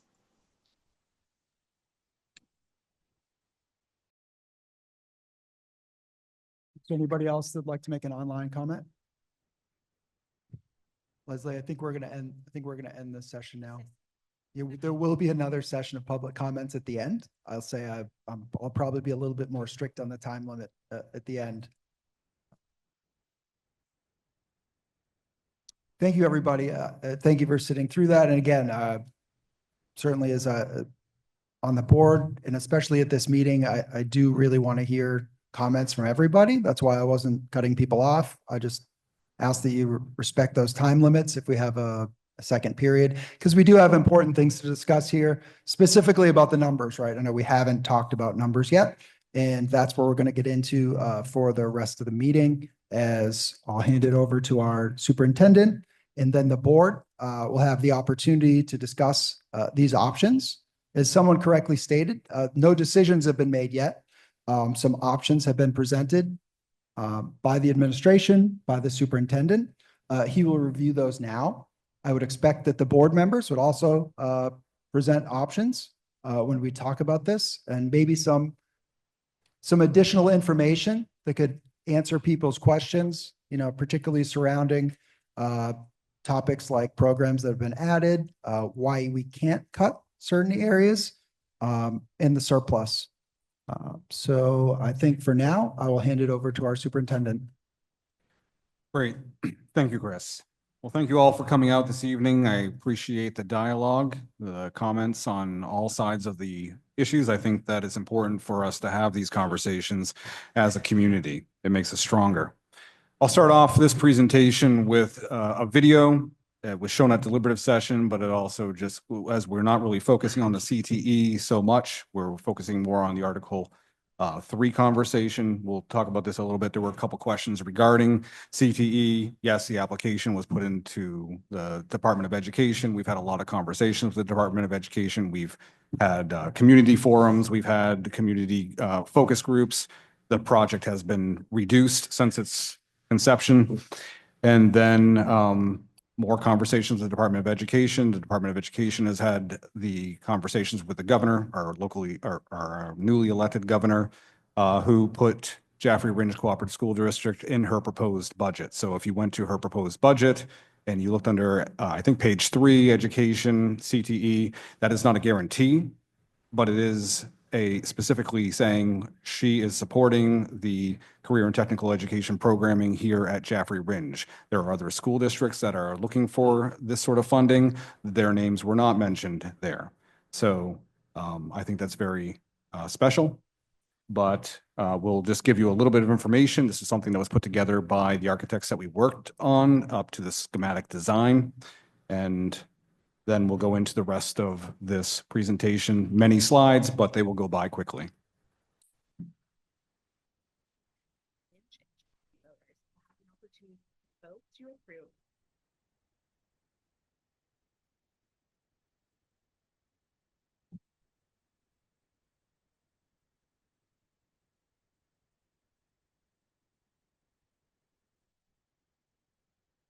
Sure. Sure.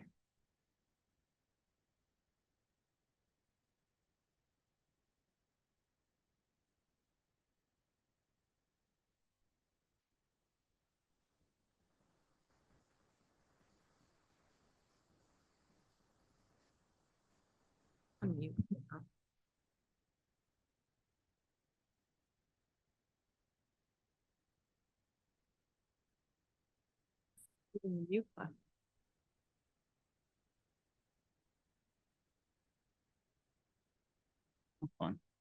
We'll just go without the sound. Okay.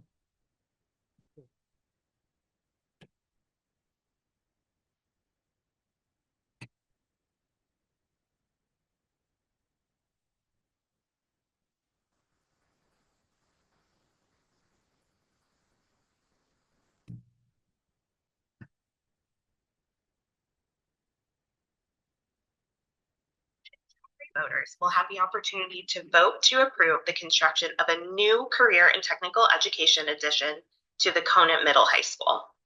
This project will add 2 new programs, culinary arts and public safety and security, including EMT, and expand the existing and much beloved construction trades program with a larger indoor and outdoor lab space. Learners will be able to spend more of their day doing active, hands-on, and skills-based work, like growing vegetables in a rooftop greenhouse and learning how to cook them in the culinary lab. And overall provides new ways of learning with the focus on flexibility, creativity, and problem solving. A central courtyard connects the addition to the existing school, creating a new central gathering space for both school use and community events.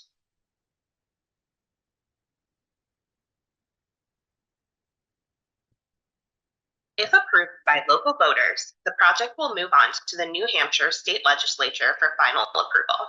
This is the final year of the state's 20-year cycle to fund career and technical education, building renovations, and new construction. Every approved career and technical education construction project over the last 19 years has been funded at 75%, and it is believed that this will be the same. The total estimated cost for this project is $22,895,000. If approved, $16 million of that would be funded by the state. The school board voted unanimously to recommend the warrant article, citing especially the once-in-a-generation opportunity and significant increase to learner opportunities. A yes vote means that the maximum amount raised by local taxes would only be $6,849,000, only a quarter of the total cost. For this warrant to pass, at least 60% of all votes cast must be a yes vote. The warrant article provides specifics on the 3-year tax impact. So don't forget to get out and vote on March 11th.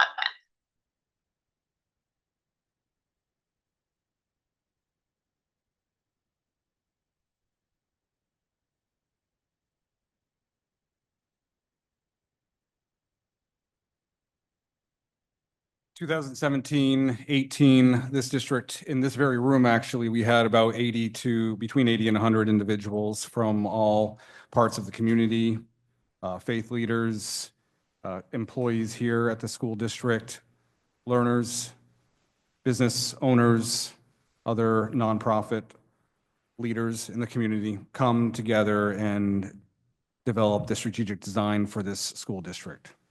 They came and spent 3 days, 2.5 days, and one of the outcomes was the mission. We inspire, engage, and empower all learners to thrive in their lives and community. And everything that we have done, all the planning that we have done since that time has been in line with this mission.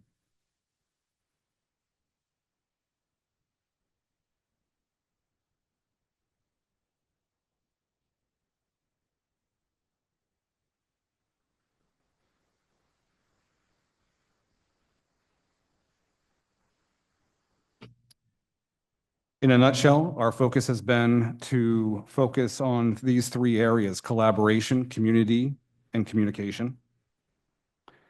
In order to be sustainable and innovative and to continue to move forward in a purposeful way that looks to the future continuously, we have a flattened leadership approach where we do not have a hierarchy. While we have different jobs, we all share in the decision-making here in this community. We all listen to one another. We debate with one another as we are doing here right now, even just having conversations with different types of viewpoints, and we come out better as a result. And we do this because our learners are our future. This is a timeline explaining a little bit of that at 2017 with a strategic design, developing leadership academies for the leadership of our staff here, who are not administrators, aligning our schools, the elementary, middle, high school. The way we have budgeted for the past decade has been future-focused and sustainable. That is what we've been working to do.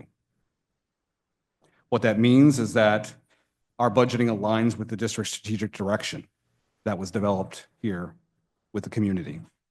It's systems-based, meaning anything that we touch is going to have an impact on something else. We don't look at things in isolation. We don't look at people in isolation, programs in isolation. We have to look at the totality. We support and initiate creative solutions and innovation. That is through our leadership model of collaboration and collective leadership.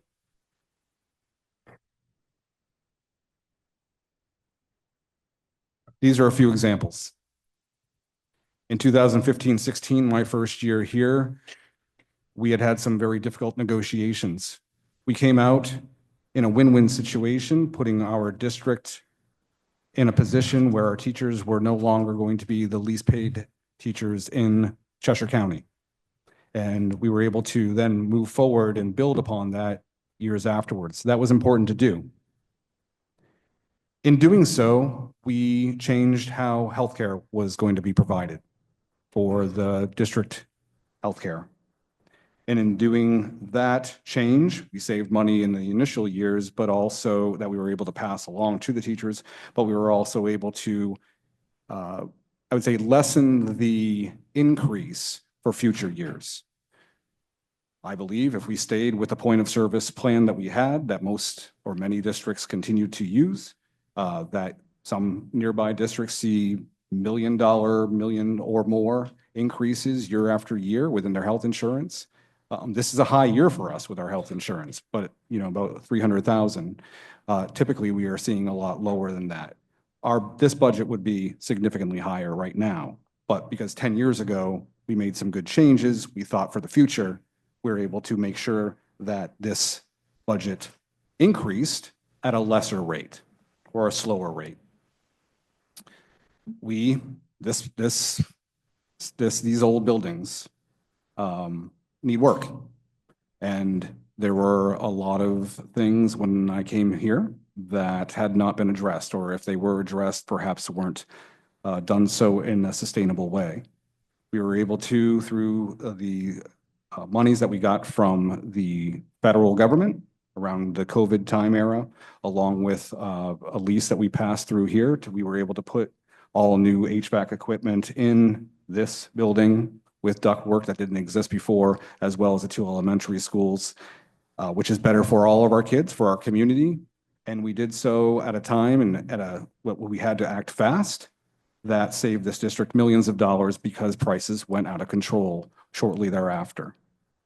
and much higher than the numbers I have here right now if we were to do that project today. We focused on developing partnerships. If I went back to that original slide on leadership, partners, our community partners, any partners that we have are part of that leadership and decision-making process. We develop formal partnerships. When we develop formal partnerships, we develop, in this case, with Franklin Pierce University, we develop a pipeline, we develop free resources. We have several examples of resources and opportunities our kids are getting that other schools do not have as a result of the ongoing partnerships that we have here as their number one partner. This is just an example. College professor, students at Franklin Pierce coming to work with our learners at JGS with Inquiry Scholars. This is over at RMS. This is a partnership we have with Keene State College, the other college in our area that we've worked with them. They're a longstanding partner with us to support our innovation.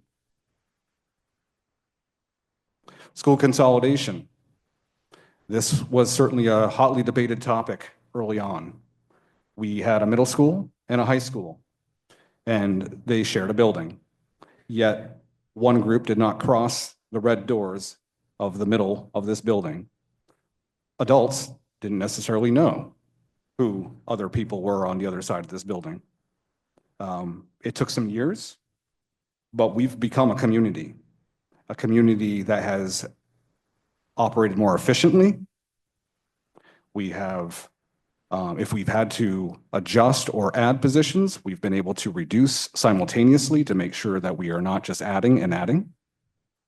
There are several things we could talk about with Conant Middle High School and its continued growth. Certainly the last two elements here are new with the 6 through 12 NEASC accreditation. There are not many middle schools in the state of New Hampshire that are accredited through NEASC, the oldest accreditation in the unit in New England.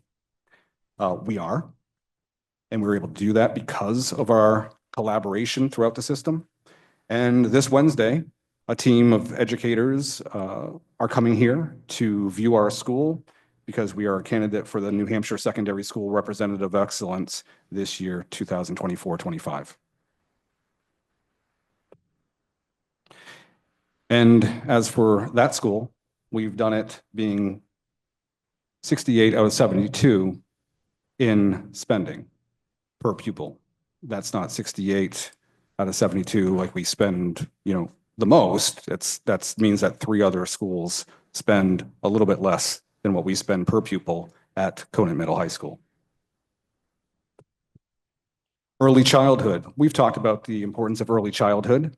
There's an incredible amount of research on the benefits to the entire community for making certain that we work with our learners here in the community birth through 5 during the time of their lives when their brains develop the most, making those connections. We are doing something special here. Most school districts in the state of New Hampshire do not have universal access to pre-K. They certainly don't have universal access to full-day 4-year-old pre-K. This district is leading that throughout the state of New Hampshire. If you went to other districts in this state, they know who Jaffrey Ringe is. They know the work that's happening here. Many are jealous of the work that is happening here. We are innovators. We are leading the way. And it is, by the way, not just good for these kids right here and good for the families right now. It is going to be important economically for this community down the road. Not next year, not the year after, but maybe 12 to 15 years down the road is what the research would say.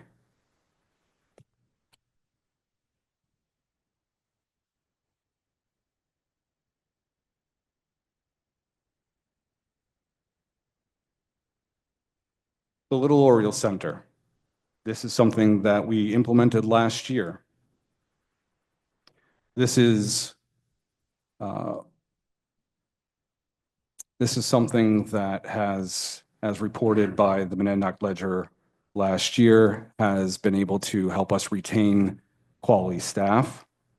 As we know that early childhood learning is costly and very difficult to even find.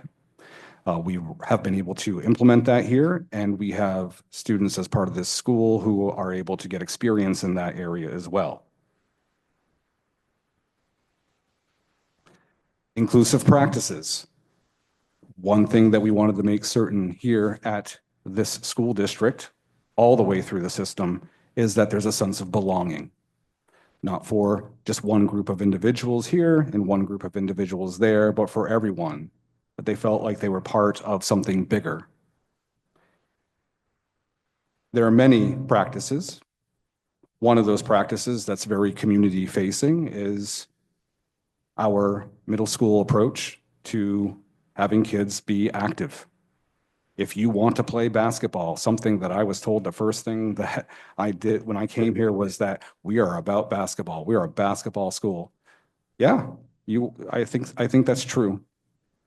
But not everyone who wanted to have access to that and be part of that school theme, in a sense, that greatness, was able to have that opportunity. We've made sure that that can happen, and it's grown with a 400% increase in participation over the past couple of years.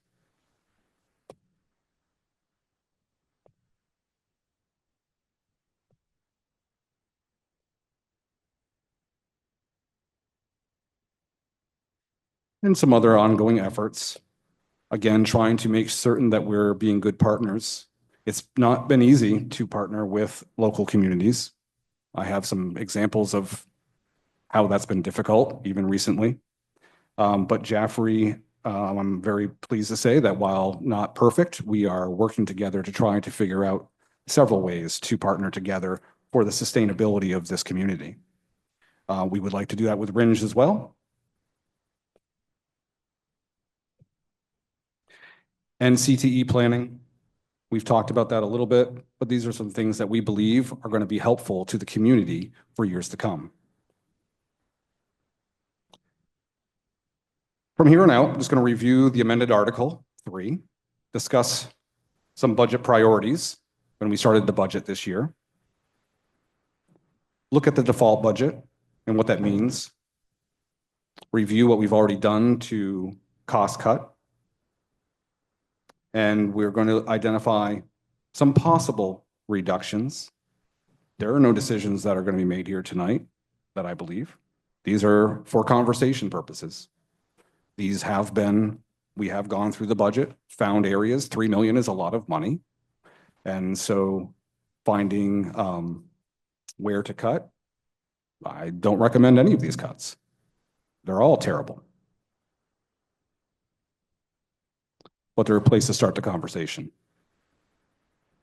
And then we're going to leave with some slides as to what our school's about. This is Article 3. I'm not going to read it all to you. Basically, that first number there used to say 33,760,452. After the deliberative session, it was changed to 30,760,452. The default budget remains the same as what it was, as the default budget has some definition by law. The default budget was about 100,000 more than the proposed budget. In order to get a default budget to be lower or higher, than the proposed budget, that means some prior work had to be done in order to cut that proposed budget down. In doing so, we also lowered the default budget in that process. I was directed to look for 1.2 million in cuts from the original proposal. We were able to find that. We'll explain a little bit of where those cuts come from, because they actually come from, I would say, something not concrete areas. Our budget priorities for this year, as we want to be sustainable and innovative and continue to be a leader in education reform and education in this area, which we are, is to retain highly qualified educators. We cannot progress if we don't continue to have continuity. And then continue the universal pre-K. Literacy. We now have literacy efforts that are continuous from pre-K all the way through grade 8. That is not something that is done in a lot of locations. We collaborated together, worked together built together and are implementing right now together all the way through to have seamlessness. And we have been on a multiple year approach to implementing STEM programs at all of our locations. Last year, actually during our deliberative session, 85,000 was added to that budget by the taxpayers. Proudest moment of my time here was that happening, saying we want something better for our kids. And that program is going very well over at Ringe Memorial School. This is just another slide about our cost per pupil. Annually, we are below the state average. More specifically, overall, we are in the bottom quartile of cost of spending per pupil in the state of New Hampshire. A little bit higher than average in the elementary, and then the middle and high are, we've made a lot of efforts to keep things as tight as we can without sacrificing the quality for education. A default budget, this is a slide. If you were at the deliberative session, this is a slide that was there. A lot of the mandatory increases, from year to year, it goes up. And so it's confusing, I think, when we say, oh, you're cutting, but you're cutting from a higher amount. So when we have an operating budget, so a proposed budget, and it gets voted on, and last year it was voted on, it was approved, there are other warrant articles that go along with that. So when the Teachers Association and the school board's agreement, the 3-year agreement was approved, for instance, and the year before, the support staff one, those end up then becoming part of something called the adopted budget, which becomes your operating budget. And then, because it's been approved for 3 years, for instance, in this last case, then that amount that it will go up goes up in that budget the following year, and just keeps on adding like that, along with any other pieces that are contractual. So health insurance of people who are in collective bargaining agreements, that gets put into a default budget because that has to be paid. And so we did have about out of this 1.4 million, about 1.2 million in increases that weren't in the prior year's budget, based upon all these that were approved by the communities, by the taxpayers. And I would add, 1, thank you. And 2, in this market that we are in, it was extremely intelligent by this district, by the community, by the voters of this district to pass a very fair, for what is out there right now, 3-year contract. And that was done for the retaining of our teachers. Now, teachers, support staff, people in the SAU, individuals. Someone said tonight, there's a human piece to all of this. Yeah, about 75% of the budget is personnel. So when you're talking about a cut that is 3 million, which is a large number, cut from the original proposal, it's going to impact people in some fashion. And because we know that we don't operate in classes in isolation or subjects in isolation or programs in isolation, that one impacts another, even having this conversation right here with 3 million means that there's already impact that has happened within the school district relative to personnel. That's just reality.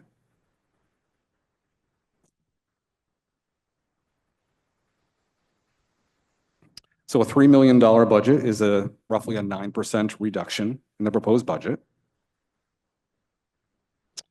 We have to talk about where to get that.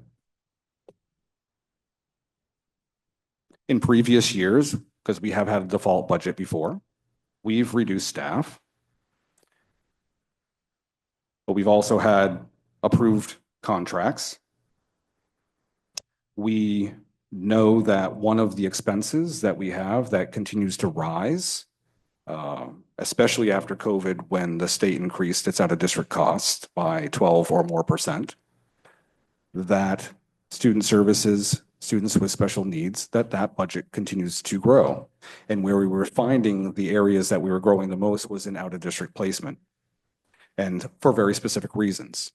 So in order to, again, keep a sense of belonging in our school system, to be able to make certain that we are educating our kids here and trying to get them to the point where they are functioning fully in a classroom, we were able to develop something called the restorative classroom over at Jaffrey Grade School, which is used for both Ringe and Jaffrey learners who have specific needs that they had not been able to get here, and we were having to send out a district placement. As a benefit to the district, it's a cost savings. We can say, though you would never see the dollars in here unless we actually cut the program, then you'd see that number go up extraordinarily high.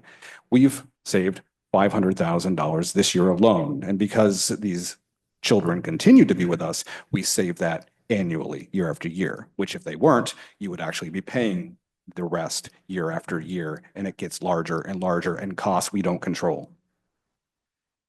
So we are very aware of that and are still working with other districts right now to find other ways to support future student services spending. We've had past budget surpluses. Last year, we had a situation where we gave 1.7 million back. There are reasons for that. That will be talked about later on.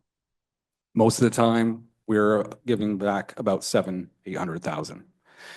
That is the number that we used, 800,000, to take out of what we call trend data. 500,000 from special education, just in general. We said we're going to take that off before the proposed budget. We then changed the way we budgeted our open positions and saved another 300,000 in that process. So we've already reduced by 800,000 without taking away any positions or anything of that, just simply by looking at what we believe we would have given back in the past. And $800,000 was that number. So that has already been removed from the, to get to the original proposed budget. Just some things that we've done in the past. When we did have that situation a few years back with the default budget, we ended up looking at just simple things like Chromebooks. Certainly, we can get by without 1 year of purchasing Chromebooks, $60,000. That will be fine. Those who are here who experienced that know that that was not fine. As we talk about assessment results and so forth, we struggled to even assess our learners at that time frame simply because a machine just wasn't able to handle the new programs or the new operating system that was requirements that the State Department put on without notifying anyone that year. So it was a major fail to save $60,000. It was it cost a lot of problems. So we have to be careful. Just a simple reduction can make bigger unanticipated situations. I'm reading this slide because this is not saying these are the areas for reduction. These are possible areas for reduction. And it's not just 3 million that we have listed here, it's over 4 million that we have listed here. And there are other things mentioned that could be talked about. But if you're looking to get, once again, 3 million, it's going to require looking at programs, people, class sizes. It will get to that point. There are some things that can be eliminated, as was stated earlier by one of the members from the community. Paint and carpet cycle. Now, I don't recommend not keeping up with the maintenance and so forth of these facilities because they are old, but for a year, maybe that would be fine. Little Oriole Center also brings in revenue. It's important to note that when we cut a line item, let's say we were to try to get more revenue or anything like that, it doesn't get us to the point where we need to actually cut the budget to the 3 million. We have to be, There's a little more work that's involved in that. We could look at a couple administrators for relative to behavior. We could look at that, or we could look at our behavior support staff. You could look at both of them. School board has had the education committee receive reports. We've made a lot of progress in these areas. Certainly, that would be an interesting choice to do that. Unified arts is, there are some times at the elementary and the middle school where the unified arts, for instance, aren't subject areas that are mandated by the state. So that's a conversation that we could have. SAU job responsibility consolidation. That again is if we were to, some of these go together, but if you were to eliminate other things on these lists, might it free up some time for other people who have current jobs that, might not have to do any of those areas? Like if we were to remove co-curriculars or something of that nature, there's a lot of work behind the scenes that goes along with that. So if that wasn't there, maybe that work wouldn't be there. So we can, those people have time and could pick up some other functions. So we would have to look at that very closely. That's kind of what that means. Half-day kindergarten, because that's what's, again, the same thing. What do we need to have? What does the state say we need to have?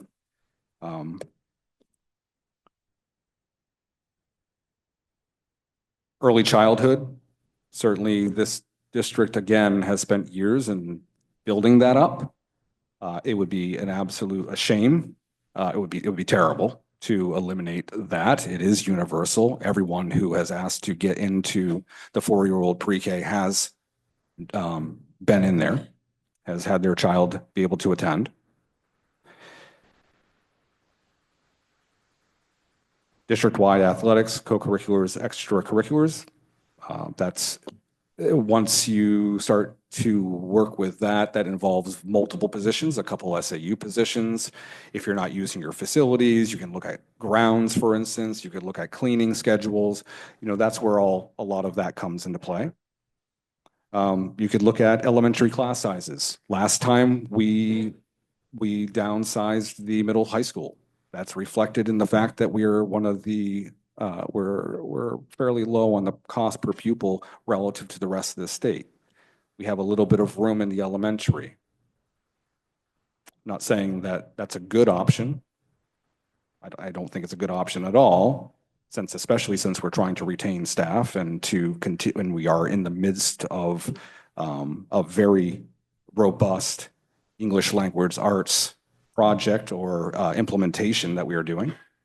And then you could have the conversation of unified arts at the elementary school. Again, do you, for instance, say, a couple of these subject areas that were mentioned tonight aren't required by the state? Do you end up cutting those in both elementary schools? Or do you keep all of them and have them go back and forth to the schools? Either way, you're losing something, but that's a conversation that is typical in these, when these conversations arise of cutting multiple millions of dollars.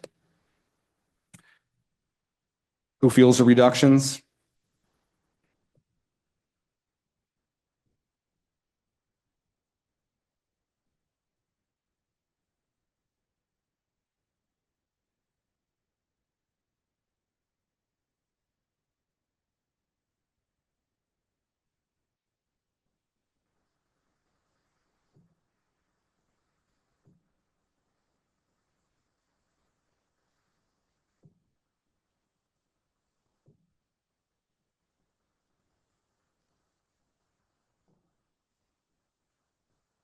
And so that just starts the discussion. All right. Thank you, Ruben. I'm sure that many of you in the audience are here tonight because you did see those slides that we did post to our agenda. And again, just to emphasize, those areas are areas for discussion. There hasn't been a decision made. Those were presented to us by the administration. I know our board and individual members also have been doing a lot of work individually over the last week to both analyze those and come up with perhaps other suggestions. And my goal here as chair. Again, we're not going to be voting on anything tonight here as a board. But I would like to give us, now that we've had some time to digest it. I know personally, I put in, many, many hours, trying to analyze this and come up with at least my recommendation so that I could provide that, to the board and the public. But I think now is the time for us to discuss that. And as usually I'm inclined to speak, but as chair, I'm gonna certainly allow my fellow board members to offer their comments first and start the discussion. So I know we have 2 board members online as well as those here. So I'll just offer it up to anyone who wants to start the discussion. If not, I'd be happy to speak.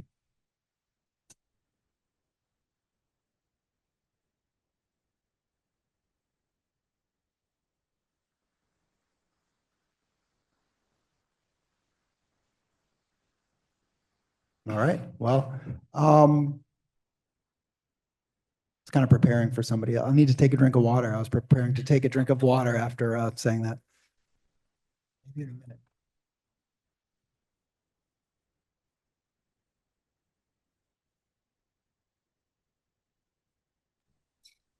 Chris, do you want me to start in? If you'd like, Sandy. If not, I can go first. I'm prepared.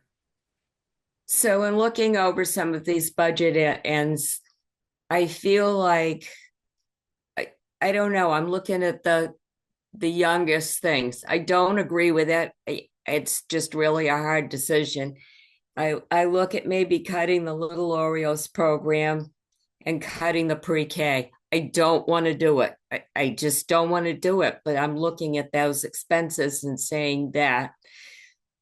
I look at the other thing too, the clubs are all good, but the stipends that go with them and the extracurriculars, all that busing costs a lot of money. Busing costs a lot of money for the field trips. For anytime you're moving a bus, it's just costing huge amount of bucks.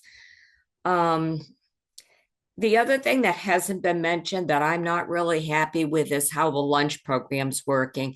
It's not making money. It's not coming out even. And we're having to pay a lot for that. It's like a business that's losing money every year. And I don't know. I don't know how we can address that. That's, we have to put money into this lunch program that's like way behind in making any money or even breaking even. So those were my thoughts.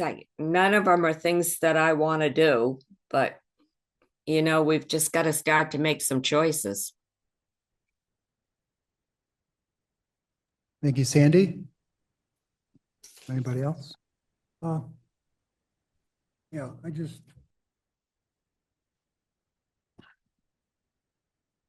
I'm Charlie Iker. I'm on the finance committee.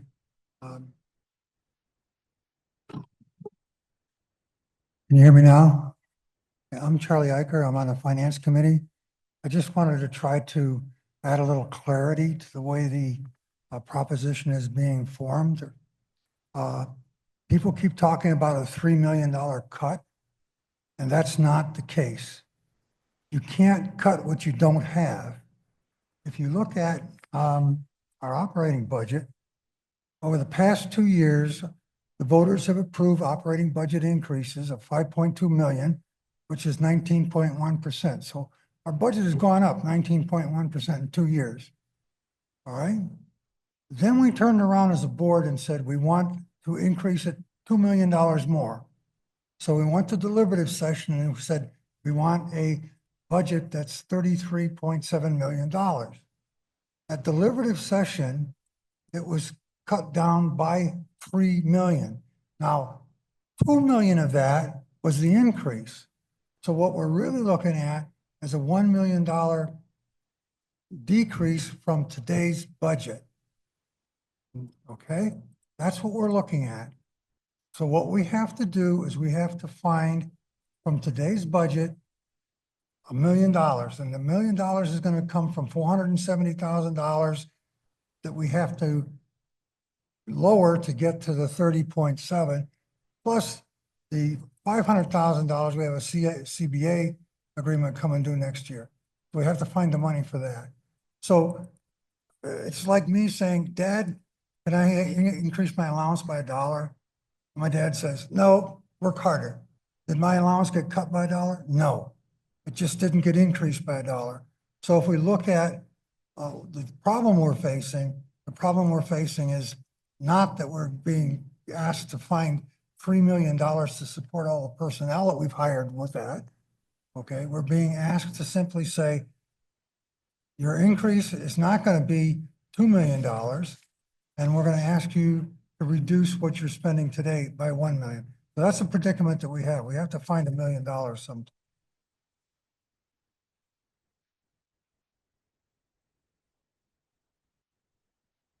Anybody else? If not, I think, oh. John, do you want to go? Yes, I'd just like to say that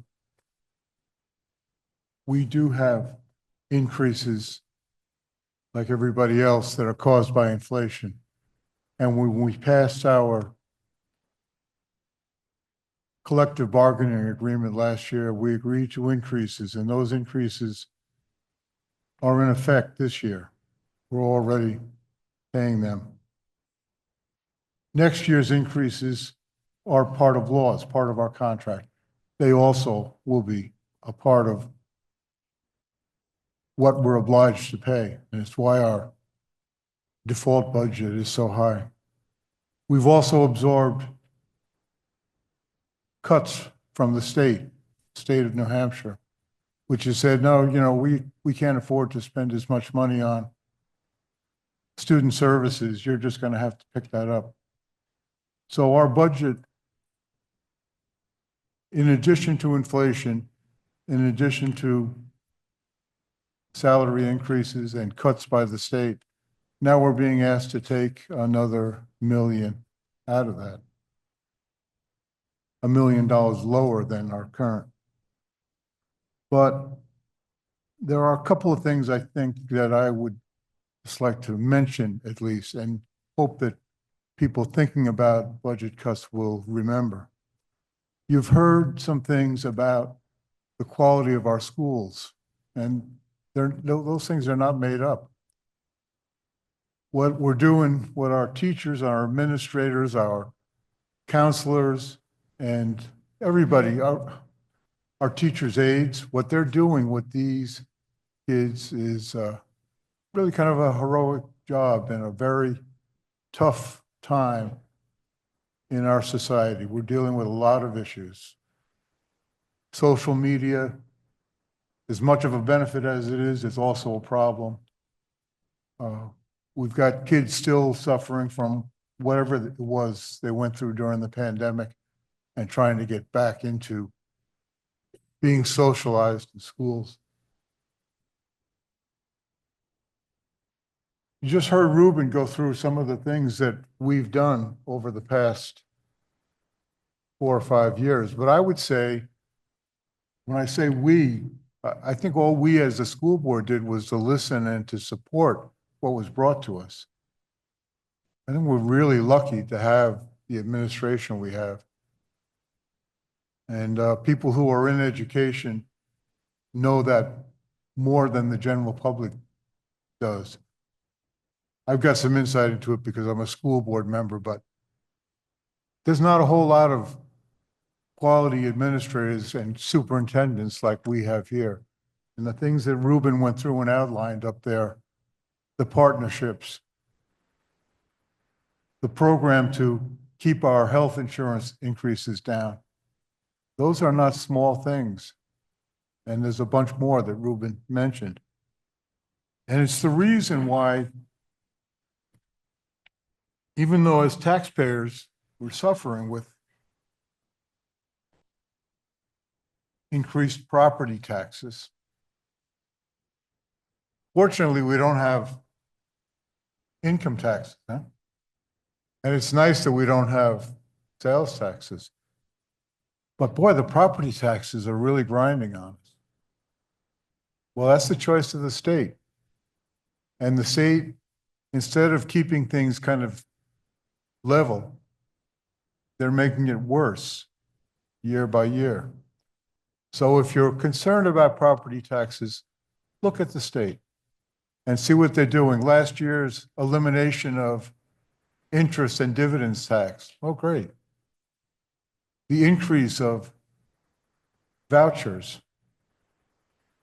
I have to tell you, I'm a fan of private schools. I went to a private school, a private religious school.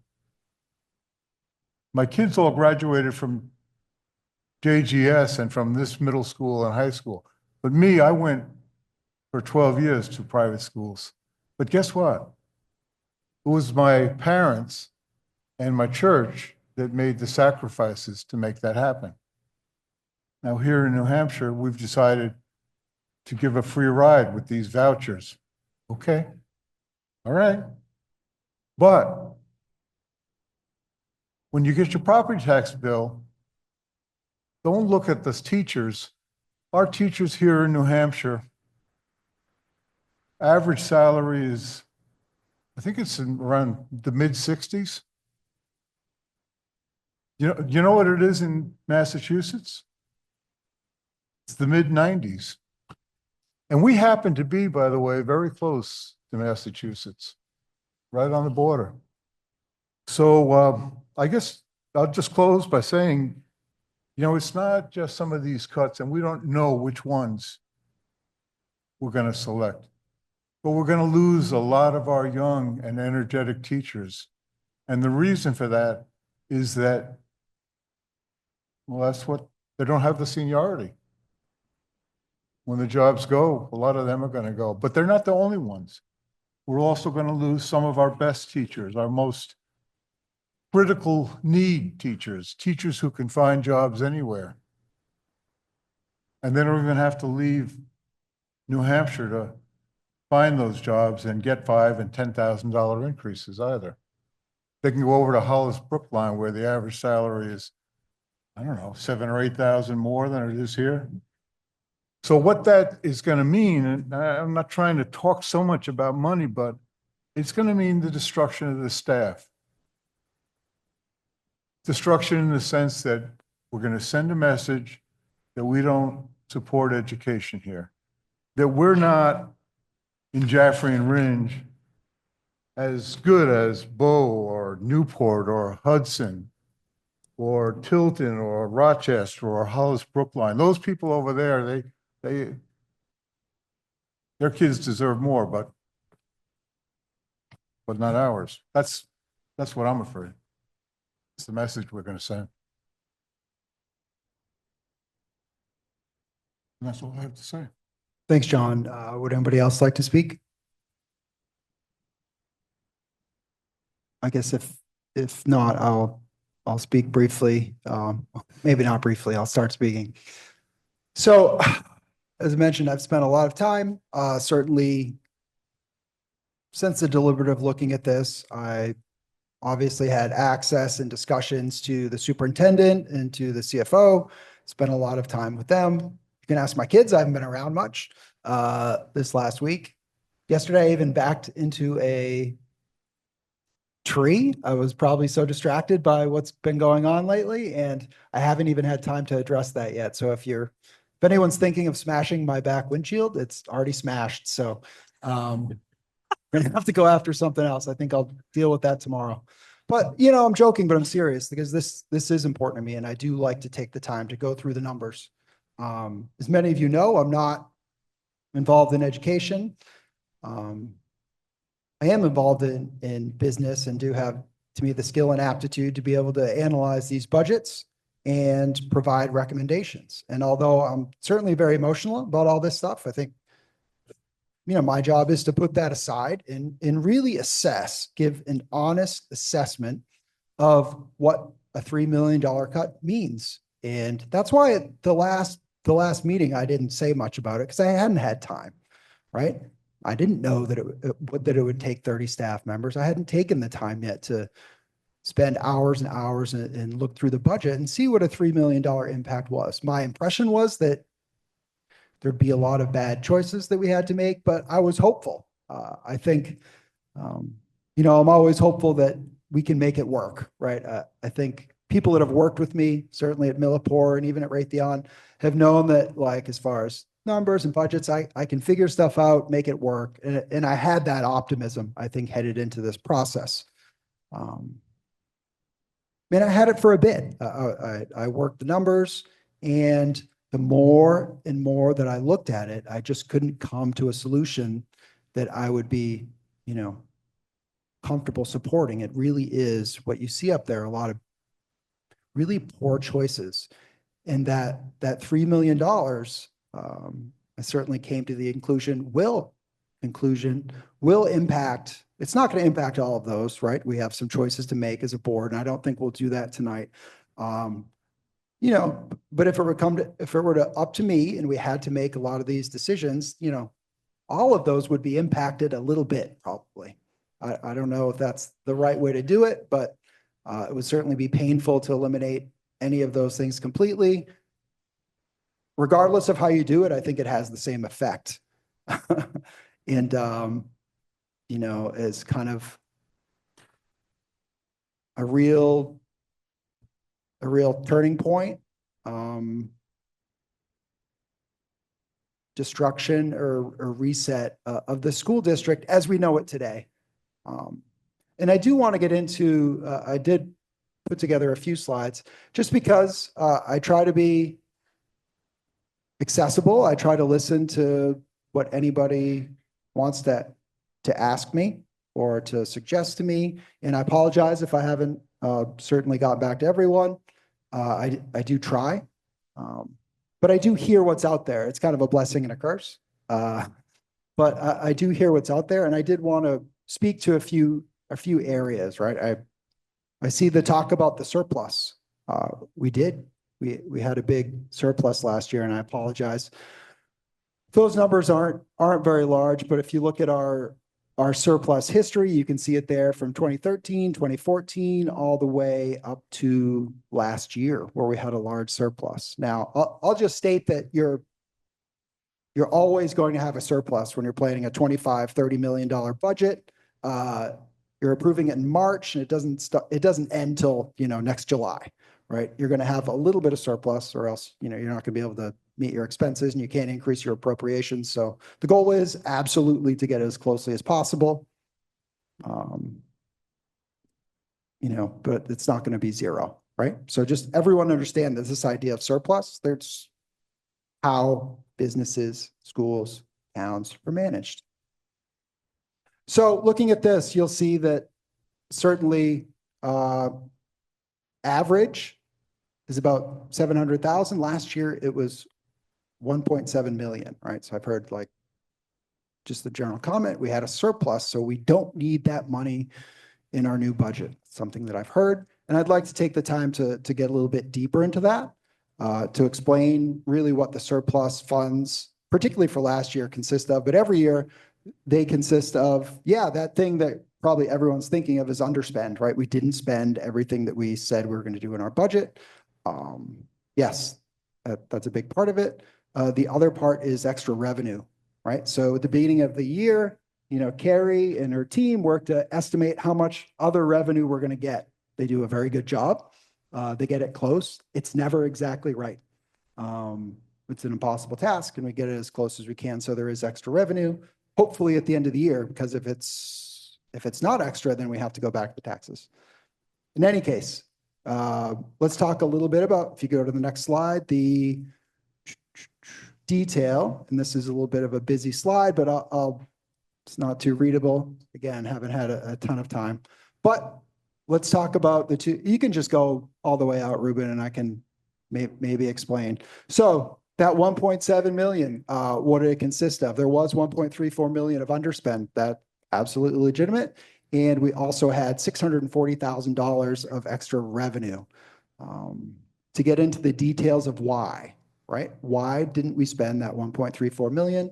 The two major things were special education, I'll say unavailability of resources, so contracted resources, and tuition residential services that we are legally required to provide and staff, and that we weren't able to do. There's a shortage certainly of these skills in our area, that was the case for last year. And for those of you, you see, we saved 200 and something. I can't even read it from here. Apologize for that. We saved a lot of money in transportation because of, I don't know, most parents here will remember last year getting a phone call just about every day about combining bus routes, all of that. We did that for the entire year. We saved about $300,000, but that's not really something we want to do. That's been resolved. So looking at the majority of what that underspend was, we've addressed both those things in this year's budget. That contracted services and special education has been decreased by about, I'm going to say $600,000. And probably it's in the gray box at the bottom there, Ruben. $200,000 to $600,000 from 210,000, and we've adjusted our revenue. So I guess that's a little bit of a complicated way of saying, yes, we did have a large surplus last year. The causes for those are known, and they've been adjusted for in the default budget, in the proposed budget that we presented. So that's on the subject of the default. The next slide, the surplus. So again, kind of small print, but another thing that I've heard, and maybe is the rationale for this $3 million cut, is that essentially it's the same budget as last year, right? So we're in 2024, 25 now. It's 2023, 24 was our last complete year. We don't know where we're going to end up this year, right? We have a few months left. We have projections, but the 30.8 million is our budget from last year. So why can't we provide those services for the same price as we did 2 years ago? And that is a good question. I think it's important to ask these questions and challenge things. So why can't we do the same things for the same price that we did 2 years ago? So I have a detailed list here. I'm going to refer to it. So we've added to the budget since 2023, 2024. One of those things is universal pre-K. We had 177. That was a choice. It was voted on. That certainly could be cut. We added a high school math teacher. We heard that was certainly something that was let go in the default budget year. We wanted to return that high school math teacher. We voted on that. It was included in the budget, along with the STEM program at RMS. That was all last year. The restorative classroom, Ruben mentioned that. We added that into the budget. We believe that mitigates the out-of-district special education costs. So while it is an expense, it's also, we consider, a savings. SAU salary increases. Yes, we do give raises, regular raises to our administrators. We believe that they're worth it, and they've earned those raises. Looking at the next few, those are all choices, right? Those are all choices that we made as a board and recommended and was voted on and approved the budget. The next ones are all contractual increases: JRSSA, retiree buybacks, health and dental insurance increases, transportation, JREA increases, right? Those are things that were voted on. They're part of contracts that we as a board and a district agreed to with our employees to provide those increases. So we do. The last one, anyone that looks at our budget is going to see that about 30% of it is for special education. Came up last year, comes up every year. It's expensive, right?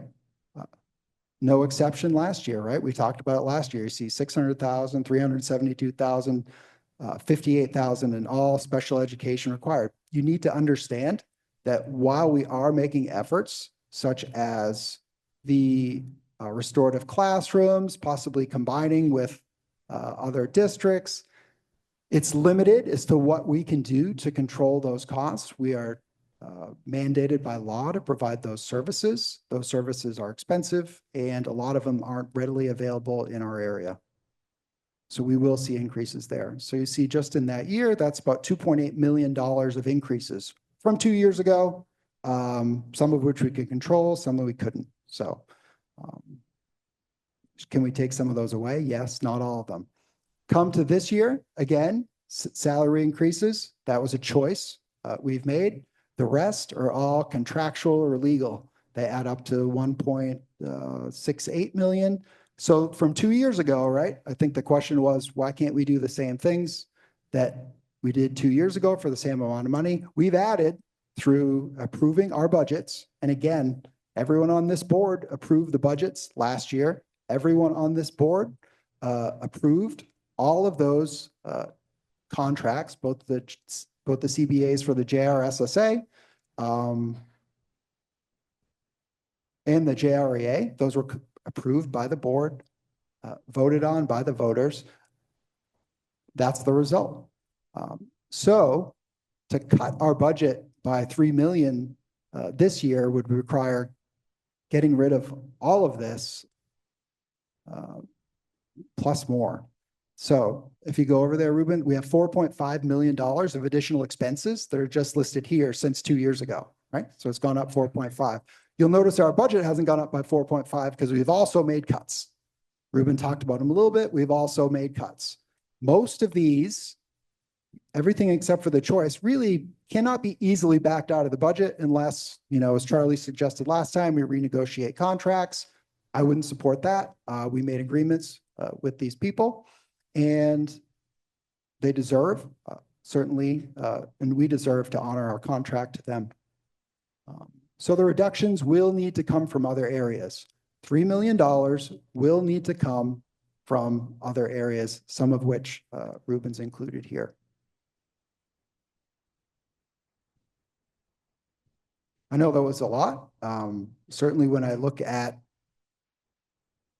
what Ruben has provided, if you can bring back up that other list, my focus honestly is going to be on things that are sustainable for the district, right? We can do things like, let's not give anybody raises next year. Well, you know what? The year after, they're going to expect raises or they're going to be gone. Those are very short-sighted decisions. What I would support in anything is more long-term decisions, right? If we're going to make the cuts, we need to make the cuts that we can at least try and live with.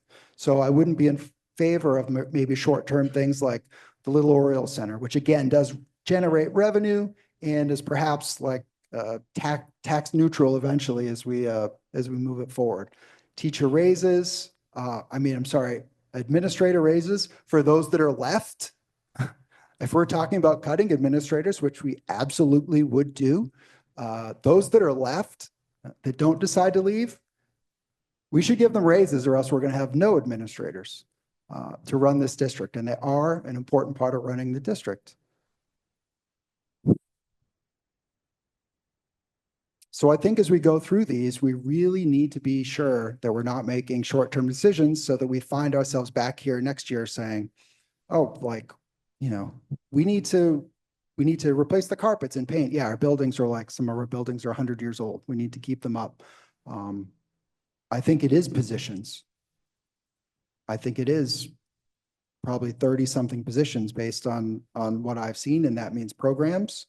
And that means, as I said, essentially, I'll be kind, right? I try not to use kind of inflammatory language and call it like a district reset. I think if we do it, this district, everything that you saw Ruben present up there is kind of gone, and we reset anew, probably with a whole bunch of new people. And all that progress is lost. I'll say a whole bunch of new people and probably a whole bunch of new families in this district. I know that certainly I've had a lot of people reach out to me because I wear a lot of hats, right? I'm school board chair, I'm a coach, I'm a dad, but really identify most with being a father and making sure my kids and everyone else's kids have a fair shot. I've had a lot of people reach out to me over the past, few days, couple weeks saying, what does this really mean? And I kind of take off my school board hat and I put my dad hat on because I'm talking to other people with kids and parents. And again, my real desire is to say, don't worry, it's going to be all right. Because that's what every dad likes to do to their family, right? You like to be like, don't worry, I'll take care of this. I'll work the numbers. everything's going to be fine. Yeah, I can't do that, you know, in those conversations. I can't honestly say that. And I think it's my job, again, to first go through the numbers, but then to give you my honest interpretation of what that means. And with a $3 million cut, things will be significantly changed in this district. There'll be different people here. There'll be different families, I believe, attending. And I think it would be just a difficult thing. And the effects, I don't think we'd recover from it for decades. And that's just my opinion. I don't know if we want to go through anything specifically or anybody else has anything to say.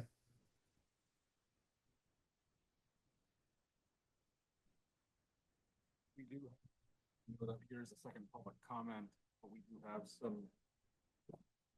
I know there's a second public comment, so it can be done there, but we do have some other administrators over there if you wanted to ask them to weigh into anything that you have mentioned, since they're the ones with the school, each school, or the business office. Up to you, Chris. John, would you like to ask a question? I would like to ask the administrators over there. I think that's a good idea. All right. Yeah, whoever wants to go first. David? Thank you. My name is David Dustin. I'm the principal here at Conant. And, you know, we were tasked with a pretty difficult task by the school board in relation to the budget adjustment that could take place. And there's a couple of things that I just want to mention about where we're at with our school, some of the public comments and some of the things that we kind of see that appear designed to change the conversation from actual impacts on education and instead focus them on other things. And one thing I'll mention, there was this discussion earlier about people receiving stipends for additional work that they're doing outside their job descriptions. And to me, that actually strikes me as part of the issue that we're dealing with if we're asked to remove additional staff from a school that is already number 68 out of 72 on the funding list in our state.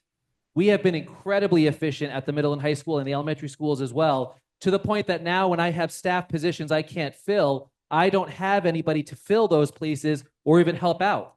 This is why my counseling director, who I created as the principal of the building, not Ruben, based on needs that we were seeing with significant mental health challenges, significant access to learning challenges, and significantly post-secondary need challenges, that I advocated for the creation of that post and worked with student services to recycle some positions that we could not fill to create that role. That was not something that was added to the budget.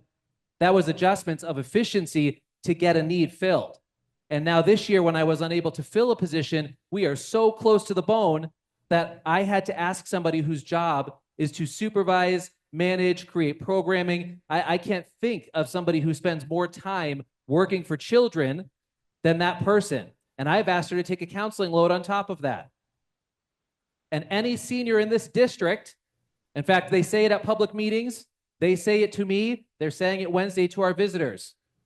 Any person who works with that individual walks away feeling very grateful that she stepped in to support our seniors when their counselor left in August of this past year. It is disingenuous to focus on the stipends of people filling needed roles because we've cut to the bone, rather than thinking about the significance of $3 million removed from a proposed budget. That's the task that the administrators were asked to do.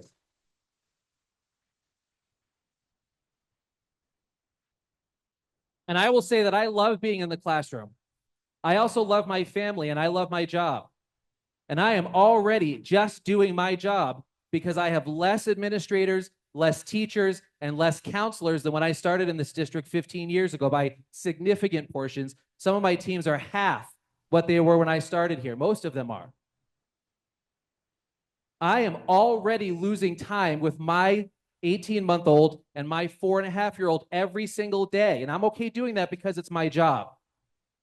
What I'm not okay doing is stepping in to fill positions that we don't have because we have been unable to hire them, or because we have cut so close to the bone that, again, when I'm faced with a shortfall in a staffing position, I'm stepping into that to do it myself. It's not my job to do that in addition to the 70 hours a week I'm spending being a school principal. I love what I do here, but I'm not going to apologize for making sure that we are advocating for the things that our kids need in all of our positions. Somebody had made comment about summer programs, and I think it's important for the board and the public to know that summer programs are not recess. I had a senior this past year who was unable to graduate on the time frame that he or she should have graduated. And they were very close to saying, I'm just going to not graduate. But because we offer a summer credit recovery, that individual came in and graduated in August. It was wonderful. We have dozens of credits that get recovered every summer in the high school. It's not recess. It's not social time. It's teachers sacrificing their time for very little pay to come in and support children. It's the same in the middle school. Absolutely, at the grade school and middle school, we provide some time for recreation as well. They're kids. But the focus of that is to continue education for kids, and losing that would be a travesty, but it is something that could be on the blocks. I also know that there was some conversation around why we would focus on athletics and extracurriculars. I don't want to cut those things, and I didn't put those on the list. Again, that was the administration for each school that did that because I think they should go. But in looking at the dual mandates that the administrators were kind of given for this task, one being to find things that are not required by law, and two, the cut was made ostensibly for proficiency score improvement. If I'm faced with increasing class sizes by cutting teachers, but I'm also told to have proficiency scores improve, that's a no-brainer. Nobody wants to cut athletics. Ms. Lindstad and the principals have worked tirelessly to add options. We've added 20 programs since 2020 between clubs and activities. We don't want to cut those. But the reality is, if we're told to improve proficiency and cut the budget, that's an area that makes sense. So again, this is not about fear-mongering. This is not about trying to persuade people one way or the other. It's laying out a choice that your administrators, who you've hired to do a job, are telling you this is what we see as the realistic avenues that we could look at. So I just wanted to place those things out there because I think there's a lot of misinformation that sometimes gets put out related to that. So I appreciate the time. Thank you to the school board.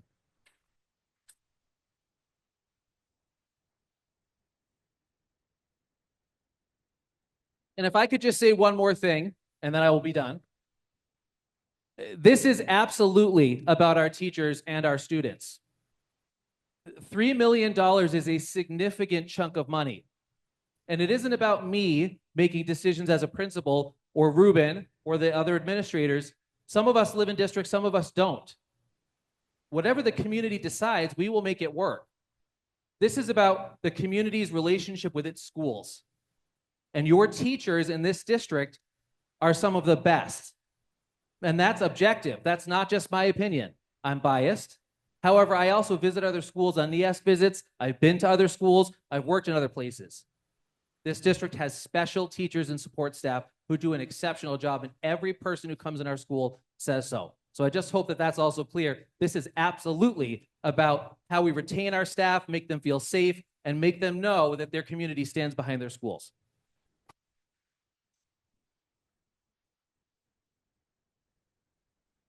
I'll be relatively brief. My name's Deanna Zilski, and I'm the incredibly proud principal of Jaffrey Grade School. And I just need to say that the staff with whom we work are incredibly passionate and dedicated people who are here for every learner in this entire district. And it is incredibly empowering to work with them and work alongside them and see what they do for our kids every single day. I am lucky in that I went to the school that I'm currently the principal at for kindergarten through third grade. And I left, and I've lived and worked in New York City and Louisville, Kentucky, and in other districts in this region. And to be able to come back and choose to be at the school that you went to when you were in early childhood, and to now hear about those programs possibly being cut. And I think about being a lifelong educator and a lifelong learner. I am passionately defensive of this school, passionately defensive of this district, and I hope that we all think about our youngest learners to our oldest learners. And as someone who started in this district, started in these schools, I'm incredibly proud of that work, and we cannot ignore the fact that $3 million is a very deep cut. And we need to think about what that means for every single child that walks in our buildings, ages 3 all the way up to our oldest learner that graduates in 12th grade. Every single one of those children will be affected.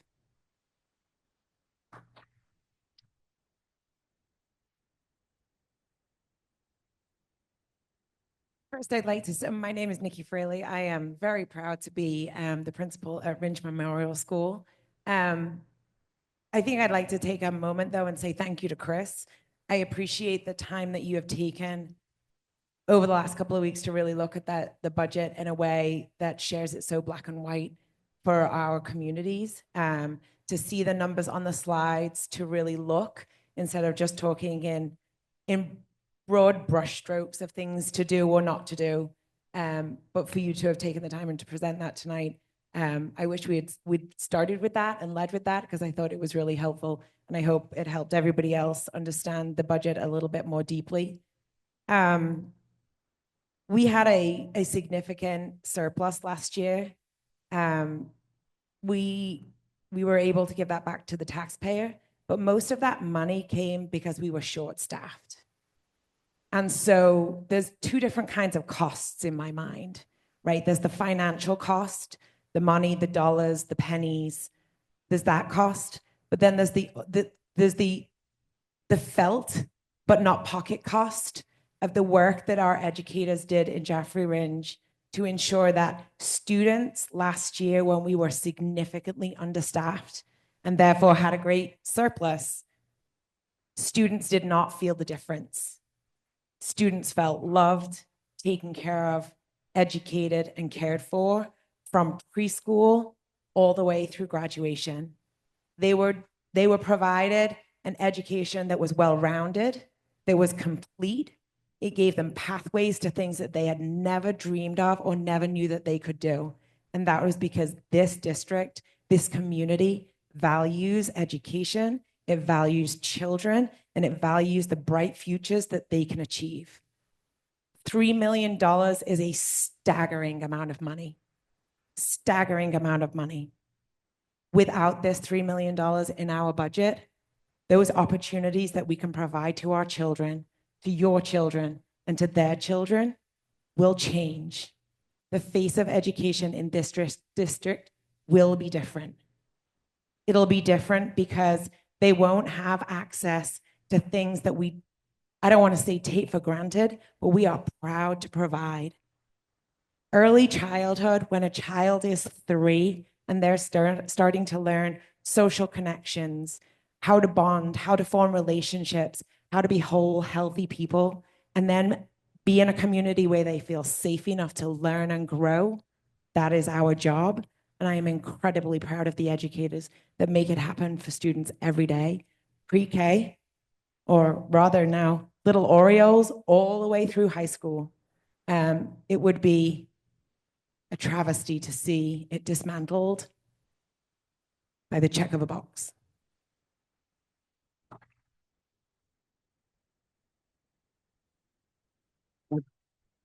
Actually, Jen, but no, well, maybe I'll ask you a little bit more. I think there's certainly, I mentioned special education and the cost increases.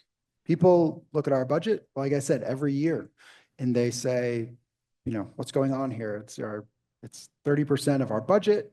It's increasing every year. I can't always give great answers to that. I understand some of it, but I know that you're the expert, so I'm not sure what comments you're going to make. But if you could, again, you don't need to go into extreme detail, but just try to make people understand in a way that I can't, why these costs are rising for our district and why we need to budget for them properly. I'm Jen Horn. On. Now is it on? I'm Jen Horn. I'm the Director of Student Services. I also live in this district. I've lived here for 20 years. I also have 4 children who have graduated and gone through this district. One went through our preschool all the way through 3, participated in kindergarten. I started thinking and listing all of the activities and things that all of my children have had the opportunity to be in. I had a kid who graduated early as a valedictorian and a kid who was born with an extra chromosome and has had a lot of these. And neither one of them is more worthy than the other. And I just want to start with that my kids and your kids are all equally worthy of a good and valuable education. And that they walk out of here. I have a child who walked out with an ASC certification, also the child with an extra chromosome and a lot of learning disabilities. Never changed a carburetor in my life, but she can. I have children that play musical instruments. I can't do that. They have all learned things here to be the people that they are and the people that they can become because the school has allowed them to do so. They have learned to be learners. And I'm looking around and all I see are the educators that brought them, and I just have to stop. I want to address stipends. I know that David did a little bit, but here's what happens with a stipend for a staff member who's already a staff member. Staff members are hired as full-time employees, and here's my full-time job. When I'm asked or I volunteer to do additional work because there aren't people to do that, I should be given additional money to do the additional work. And that is what the stipend is. Specifically, both student services coordinators were addressed tonight, one by name. Both of these women work from 6 o'clock in the morning till 9 or 10 o'clock at night and all weekend, every weekend, because they are doing administrative duties. And in special education, my administrative log or my law book is this big of the things that are required. And they have taken on positions as full-time teachers or case managers in addition to that. So they are working full-time as a teacher or they're case managing more than half of the high school. And they're doing the job that they were hired to do because they care and they are invested in this district, which is true of all of the people who are working and getting additional stipends. So when you see a stipend, know it's because someone is doing beyond what their job description describes. So I want to say that.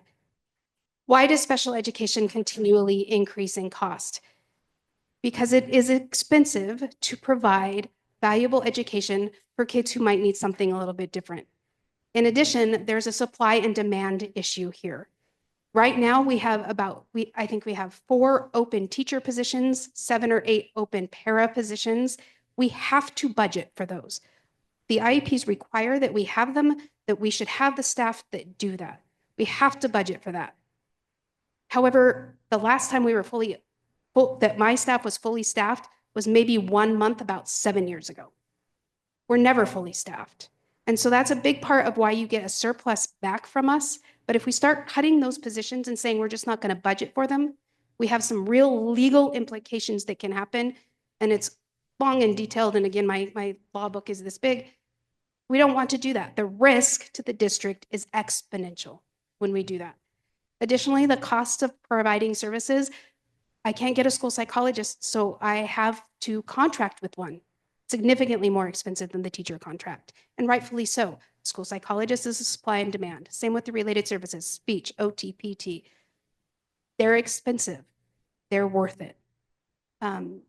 We have students, when we can't fill positions, I have students that then have to be provided an education. And if I can't fill positions or create a program, I have to send them somewhere else to do that. The average cost of an out-of-district placement is about $150,000. It really can range from $100,000 to $500,000.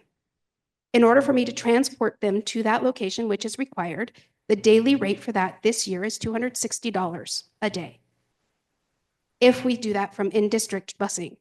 If there aren't any bus drivers, which we just saw, then I have to contract with another company that could cost anywhere from $350 to $650 a day. So if you're looking for a job, start a new bus company. There is where your money is. We don't have a choice in any of those pieces. It is the cost of doing what's right, because none of these children are worth more or less than any other. Do you have any other specific questions?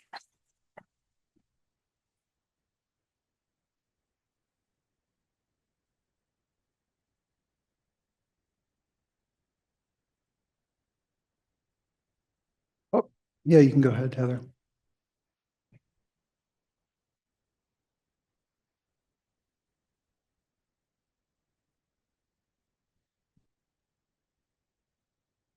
So I'm Heather Lindstad, I'm the activities director.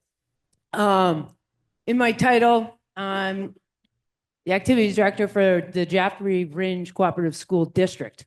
There was nobody before me, after me. I've been, that's the title, for the last 6 years. Nobody complained in 2019 and 2020 when I was hired that there was an activities director and an athletic director. So when we're talking about budgets and the money, in truth, what was spent then is now adds up to, I guess, your activities director. I would tell you that I came here because the superintendent said the goal is for everybody in this district to have a voice. And I believe that is what I have done, certainly at Conant Middle High School. That is why we're up 300% in activities. I don't just arbitrarily pick something. The students pick it. The students have picked, and I guess maybe I have convinced kids. From the first kid that I've ever started First Tech Robotics was because a young man was riding in the parking lot, creating havoc, but yet had created something on his bike. And he said, "Miss Lindstad, what do you think of this?" And I said, "Well, let's put that into something that you can add to your resume and build on educationally." And he was the first person for our First Tech Robotics. And as somebody already mentioned, for the last 6 years since we've had that, we've always been in the state tournament. There have been people last year, one young lady who never came to school as a middle schooler until she established animation. And she came exactly on every Tuesday. I know that they were after her with truancy, and it was just something that she didn't feel like. But once her club got going, she felt composed because she was a leader and she had friends and she had a new group. So then she came. Last year, outside my office at graduation, she said, "Do you believe that I am here, Miss Lindstad, graduating from high school and going off to college?" And I said, "Of course. You're a leader in middle school and decided to create a club."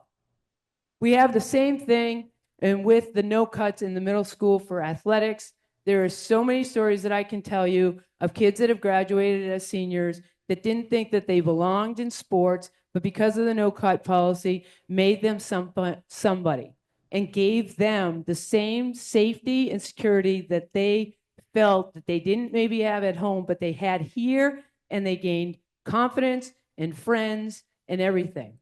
I'm sorry, you could have anybody here, I gather, but I don't think that anybody will ever listen as intently as I will always listen, because that's why I was hired, for the students, so students could have opportunities. Students created volleyball. Students have created wrestling. I'm here to say that you do need co-curriculars, but I also am realistic. And what David just said about the fact that it's not required. We still have to have education. We still have to have English teachers. We still have to have 4th and 5th graders that can go to school and not have to be in classes of 35 kids. Like that kid said up there, and I forget his name, but he's part of my Morning Be Active, okay? Because I looked at him, I'm like, I know him. And I think that clubs and co-curriculars build that kind of confidence in kids. So I get it. Maybe my salary is, if that's the detriment to what I do, I apologize for that. But nobody said anything when I first got hired. And between two of us, we were making more and in benefits than I make currently.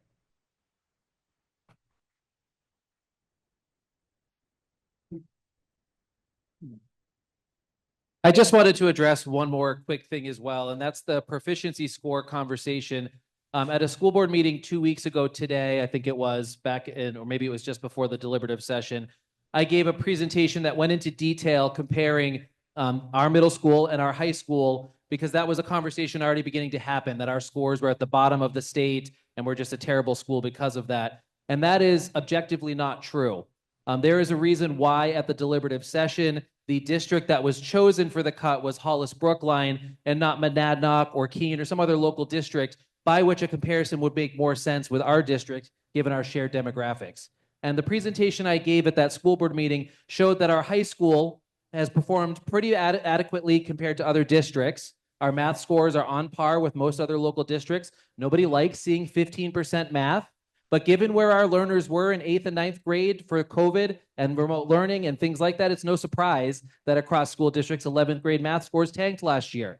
So I presented that information, and our school is very comparable, better than some, lower than others when it comes to that one very narrow measure.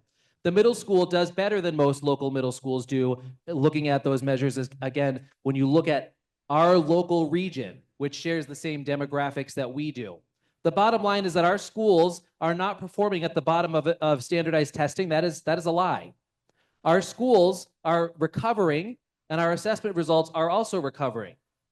I also presented the growth data showing the cohort of 11th graders where they entered Conant High School in 9th grade versus where they ended with the testing regimen in 11th grade, and they showed significant growth. 80 points on reading and writing, 30 points on math. That's the measure we should be looking at. And the other piece that I'll mention is our 9th graders. So now this is a cohort that has had further in the past, that remote learning kind of environment, scored at the math level just a few points below the state and national average on their 9th grade PSATs, significantly above the state and national average on their PSATs in reading and writing, and equal to the state and above the national average on their combined score. In other words, our new high schoolers, and every year that goes by, their scores continue to improve, now equaling or passing the state and national average in those measures. We expect to see that continue. I also shared that our AP testing has significantly rebounded both in participation and scores from where it was even pre-COVID. We had more tests taken for AP exams last year than any year since 2018, and our learners scored at a rate of 62% passing those exams, which is more than double what it was even last year or the year before. So again, by consistent measures, the middle and high school are showing growth and exceeding measures of other local area schools. The last thing I would say I presented at that I think is important to note is measures of success like where our kids are going when they leave high school, how many of them are graduating, what our attendance looks like. Those are the things that better capture the essence of a school. Those are multiple data points. Last year, our graduation rate rebounded to almost 98%. It was at 84% in 2021, excuse me. Our college admission to either 4 two-year schools or technical schools was nearly 70% last year. Those are numbers that matter. They show that our kids are performing better, growing, setting goals for themselves, and are being pushed towards those goals by a caring community and caring teachers. And I just don't appreciate in the community this continued bad-mouthing of the work that people are doing to push an agenda. It is demonstrably not true, and I would encourage anybody to watch that school board meeting for more.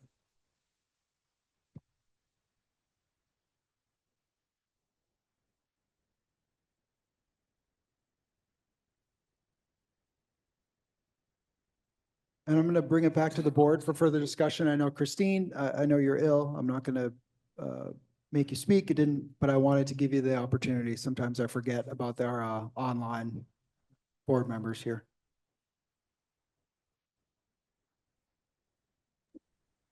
Thank you, Chris. I'm sorry that I'm not there, but bad timing on my illness. I guess when we look at that list of programs to be cut, I mean, the goal is to not have to cut any of them. They're devastating. It's devastating to think of it.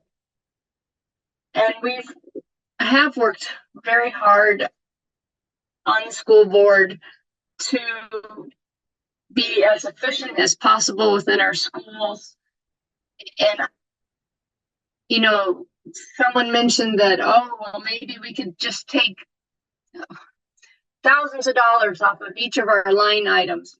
That's not a true statement, and it's not indicative of what we do as a school board, that we would just slash things randomly. And so again, I appreciate all the comments in support of the school, and I appreciate the concerns that people have about the cost. Everybody on the school board is also a taxpayer. It does not help us or our families when our taxes go up. but it does help us significantly when our schools thrive. And I truly hope that we do not have to make these cuts. And I just want to thank everybody for staying so late, and the 93 people who are participating and listening online. It is indicative of what a strong community we have. Thank you. Thank you, Christine.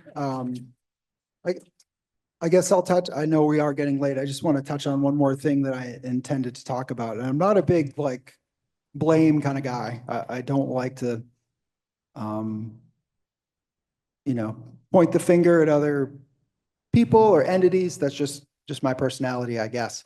But I've in spending a lot of time looking at these issues, looking at the numbers, the issue of rising property taxes is very real in New Hampshire, and it's not just here in Jaffrey. Look everywhere else, right? Sometimes I think we get in our little bubble and we think we're the only people experiencing this. Look at the news, look at the newspaper, you're going to see it's happening in every community here. As I said at the deliberative, I take our responsibility as a school board very seriously to do our part to keep property taxes low. We've already talked about how we're one of the cheapest in the state already. And, that's true. And I hate to say cheapest, it sounds like a kind of a degrading word, but ask our kids. If you know our kids, like they know that we don't spend a lot of money here. So it kind of can be that way. Anyways, we do our part. And at the deliberative, I talked a bit about the state's role. And we've heard that here tonight too, right? Decreasing funding from the state does not help. Shifts money that we need, a lot of which is our student services director pointed out here is required. The state pays less. Unfortunately, property taxpayers pay more.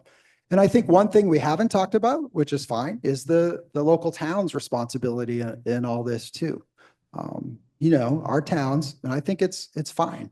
Our towns have a rural character, right?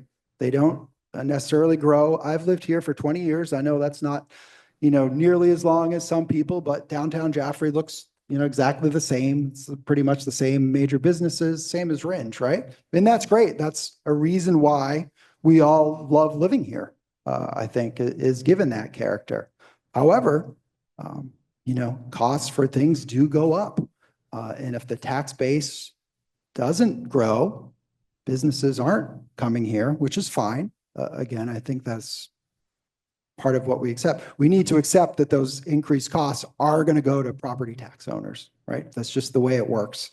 So I think we all have a role to play in it, but we should accept the fact that the property tax situation is difficult. And I do take it to heart when I hear people say that, I've had many people stand here and say, you're taxing us out of our homes. In that, I do care. And I think we do all care about that. And we believe everyone. However, it's our responsibility to balance that with what we're required to provide for our students as well. It's a very difficult situation. I think I've probably said in moments of frustration, it's an impossible situation. And I feel that. I feel like this is almost an impossible situation and that something needs to change, or else we're just going to be back here next year talking about the very same thing. That I'm sure of. If nothing changes, the story is going to repeat itself time and time again. And I don't think any of us really want that. So.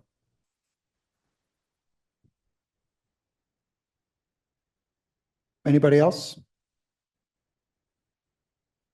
Well, I think what we wanted to, I wasn't quite sure where this meeting would go. Beyond the general discussions, I think, to me anyways, personally, I would like it if the public could leave a clearer picture of what these cuts are going to be. I'll say those things kind of will continue to be looked at. I know there's a finance committee meeting this week. I know we have another school board meeting on March 3rd. every board member here, as well as administrators, have had the chance to speak and provide their perspective on it. And I'll just open it up one more time if anybody else has anything to say. If not, I know it's late. We could move on to a second session of public comments. All the previous remarks remain the same, except this time I'm probably going to be a little bit stricter on the time. Please keep your comments to 3 minutes or less. Yeah, you can speak again.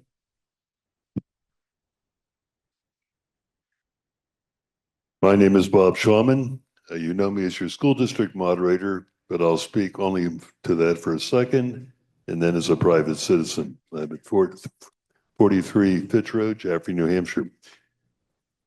I think tonight's been a good learning experience. For those of you who are educators, you probably know pretty much what you heard. For those of you who are citizens, new information, and I appreciate especially, David, your comments, etc. I've had the pleasure of serving as town moderator in 2 towns for 31 years. And in the town of Amherst, going back a number of years ago, somebody said, I move that we reduce the town budget by $1 million. Everybody went, gasp. And when somebody from the audience asked that person, where do you see those cuts? They had no idea. And in fact, it was, hey, you folks do it. Speaking to the selectmen. I appreciate the comments you made. How researched they were, how accurate, that's not the point. I'm not going to say it was or it wasn't, but you said it. But I do have a question, and it's directed to Chris, and that is, in terms of feedback from those who were in support of the amendment to reduce the budget by $3 million, did the school board receive considerable learned research feedback, or was it more a case of just reduce it? Your comment would be appreciated.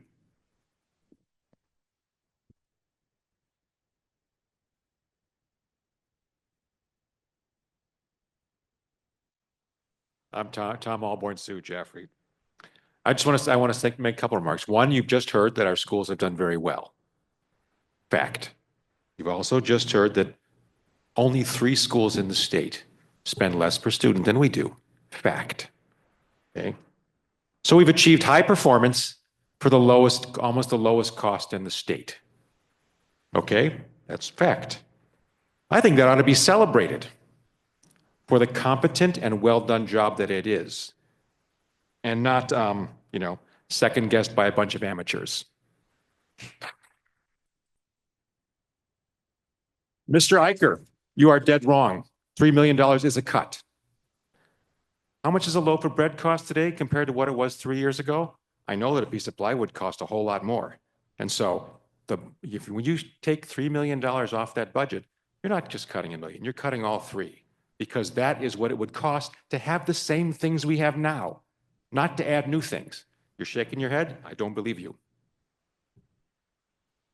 Okay, so yeah, school funding is broken in New Hampshire. It is. Property taxes are a terrible problem. You probably know that, or you might, that the same house in Bedford pays $4,200 in taxes that I pay $10,600 in taxes. It is a very inequitable system. It's one of the worst possible ways to fund schools. And New Hampshire as a state gives us the least of all 50 states to make matters worse. $4,200 per kid. The next lowest state provides $10,400 per kid. So we are stuck.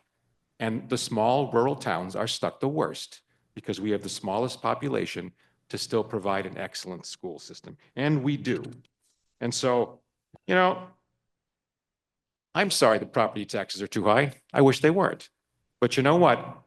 The only way that's going to get fixed is by putting different people in Concord that have different sources of revenue than just sucking it out of our property taxes. And so don't take it out of the hearts and minds of the kids. That is the wrong thing to do.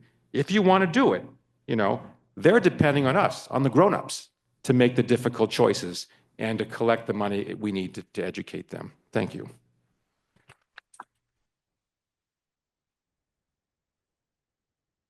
Hello, I'm Leslie McLean from Jaffrey. I had cut lines out of my comments because I timed them to be 3 minutes. I knew something would be brought up here tonight, and I felt it needed to be addressed, and I cut it. And I even spoke to Carrie about it, that I'm not going to say this because I have to get my comments in 3 minutes. However, we did let people speak for a very long time. So I don't have it all written down, but I have my notes. I moved here in January 2005. So I know, well, I've only been here 20 years. I'm not local. I know I'll probably never be local. I'll be here, I'll live for 100 and I won't be considered a local. I am employed by the school district. I am not employed by the town, as many people have told me. I am employed by the town. I am employed by the school district. I started as Ruben's executive assistant at a pay of, I think, $64,000 a year. You can correct me if I'm wrong. It was very clear that Ruben did not need the high-powered assistant, but we needed a different role in the district to be able to do something that I have done, which is be a professional project manager. And the way that role rolled out was as a business analyst. I make $82.5 thousand a year. It is public knowledge. You're not shocking me by printing it. And I'm very upset that the people who think there's shock value in that have left. All right. I made $11,000 last year in stipends, not because I am begging for work, but because we had no school board secretary. We had no communications director. We had a shortage in secretarial staff. We implemented new programs. I also was given a position that did not include supervisory work, and then I was given someone to supervise. So I got a stipend once that person came in and I was supervising them. That's the way it works. You do more work, you get a stipend. Okay. I made a mistake over the weekend. I manage, but not really manage. I post things to our social media account along with somebody else. I answered a comment logged in as the Jaffrey Ringe School District instead of myself personally. That's a mistake. I did it from my personal phone, not using school equipment, which is why I made the mistake, because it can be hard to read on your phone who you're commenting at. I did not say anything except if you had come to the meeting scheduled for the budget, you would know all of this, or you would have had a place for your questions. But I'll take it. I made a mistake. I'm sorry. All right. I have not posted anything online except facts. I have directed people to our website. Okay. And so that's fine. You want to carry on about it? That's fine.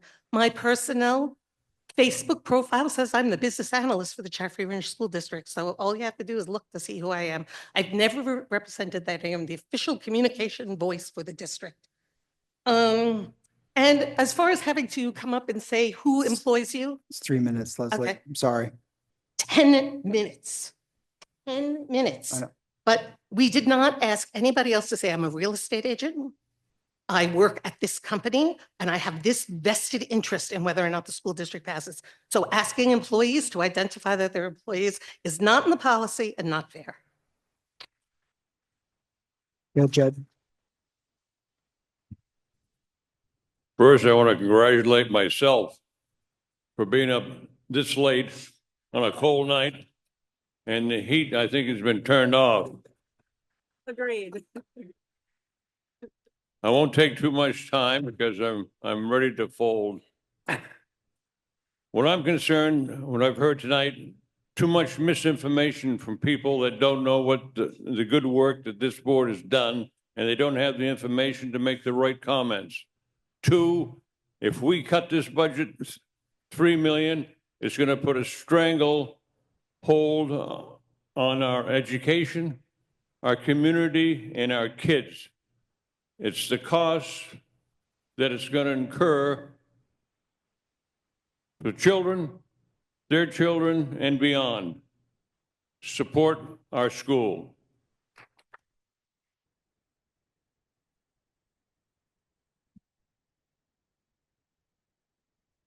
Hi, Dorothy Meehan, Jaffrey resident, but also the STEM teacher at Jaffrey Grade School. I've been here for 25 years.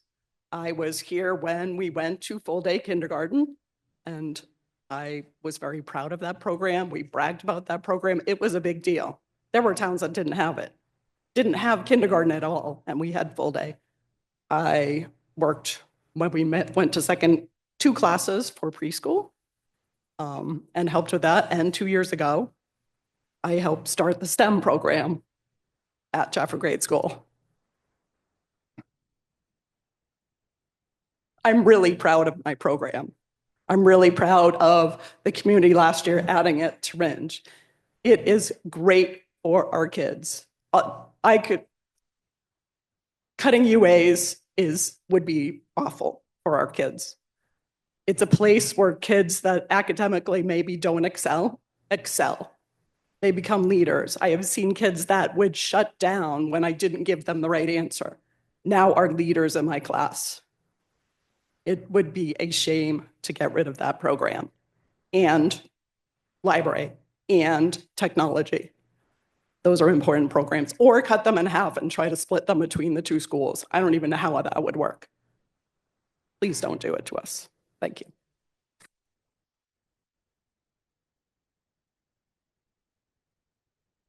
I'm Anthony Aho, and I'm from Ringe. I've got a couple questions on the CTE building. I work in the commercial industry. I work on budgets all the time, and I'm curious, obviously some numbers got thrown out of $400 a square foot for that. If it's a 20,000 square foot addition, that would end up being about $8 million, which I would agree with. That there's working on projects right now of double the size of that standalone, and the total budget with architectural and engineering is under $10 million.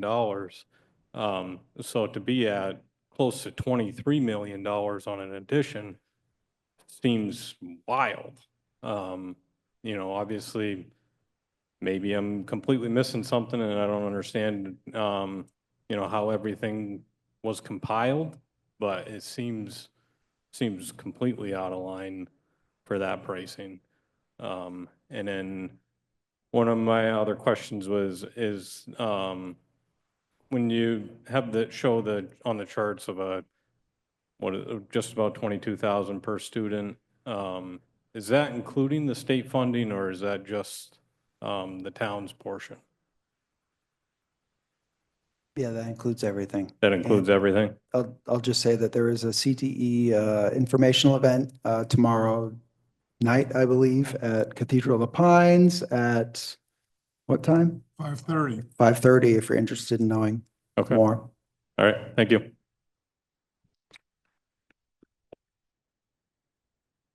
Good evening again, Max Giese, 31 Michael Drive, Ringe. Chris, I agree. Growth, smart growth, that would help with the budgets. Charlie, I thank you for pointing out that what you're really looking for is 1 million. And I thank you for, obviously you take a lot of heat for your position, and that's tough, right? So thank you for that, Charlie. I'm speaking on behalf of my wife. She had to go, our babysitter had to leave. She's from Ringe. She went to RMS. She's also went to Bentley University, dual major in account and financing.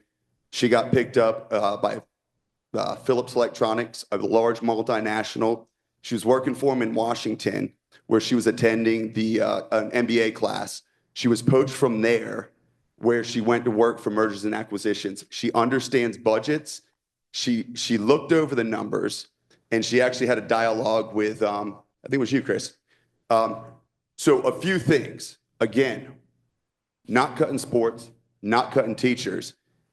There was 300,000 saved on transportation because they consolidated routes. We could consolidate routes and save money there.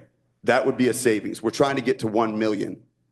You've got on our special programs, the increase over the past couple of years, 250,000, and then it's going up again this year. Our special programs are proposed at 8.5 million. Messinic is proposed at 2 million. I realize we do have more students, but there is cost savings in there. It's increased, like you said, 2.5 million in just 2 years. Transportation, I just touched on that. The vocational programs, actuals last year, 400,000, proposed this year, 700,000. Messenic's at 150,000, and that's also their proposed. There's savings right there. Talk about STEM, there's an increase there. That could be some savings.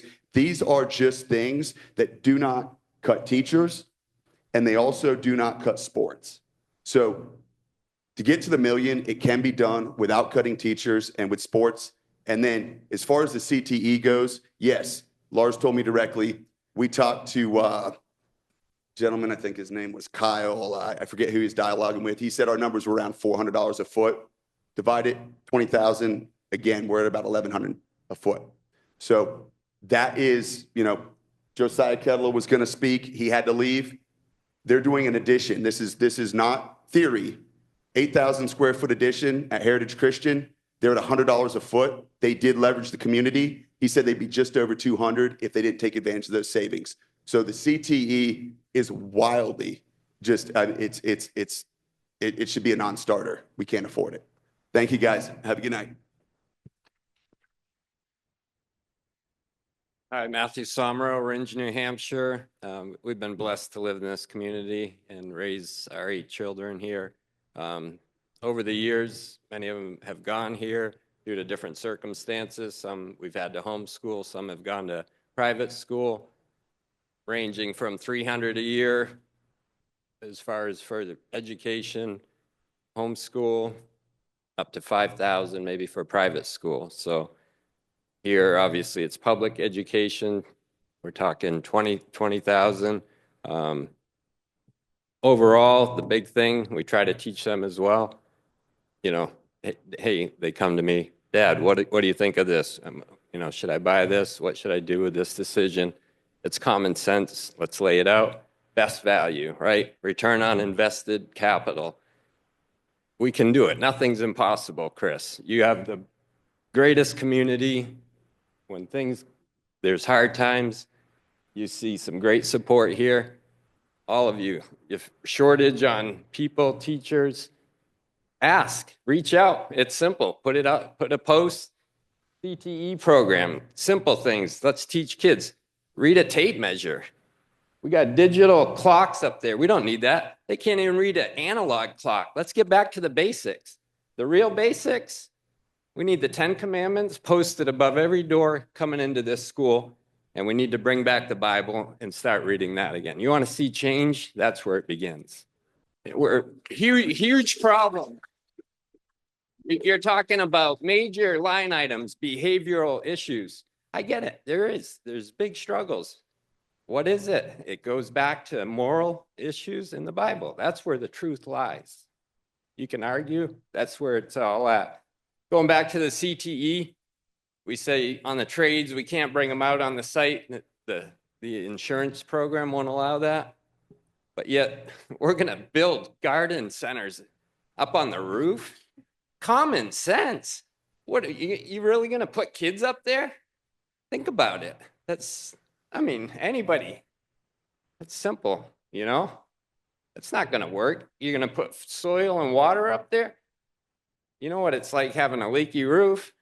So that's just my comments. Overall, I want to say, our kids have had being here, good education, sports program. They're been involved with a lot of these banners. It's been great. Bottom line, we all put in extra effort. Nobody for or against the budget is against the children. That's not what it's about. It's about rallying together, do what's right for them. But we gotta get back to the basics, get back to common sense, and let's do what's best for them. Thank you.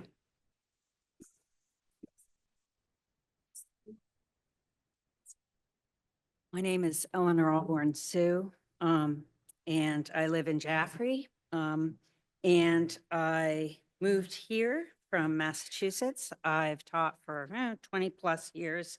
So my job here at the district is to test students who are suspected of having a disability, or when we need to determine their re-eligibility for special education.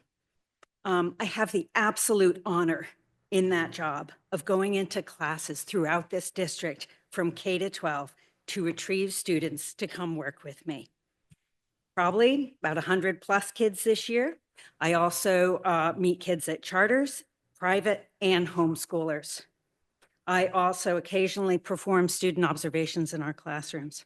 As I said, I've worked in special ed for 20 years, including in some of the very high-performing districts in Massachusetts, and I'm consistently impressed by what I see going on in these classrooms.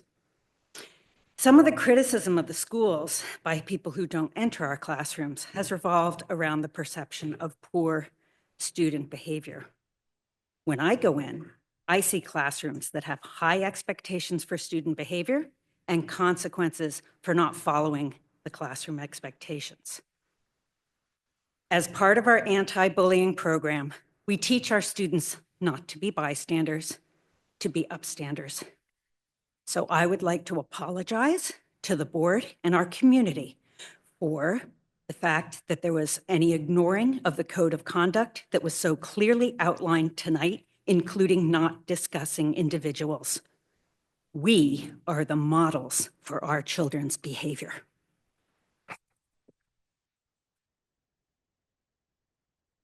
Sheila Nagel, Jaffrey. I just had a quick question. I don't know if it was answered. It was asked earlier and you guys said it was going to be answered during the presentation.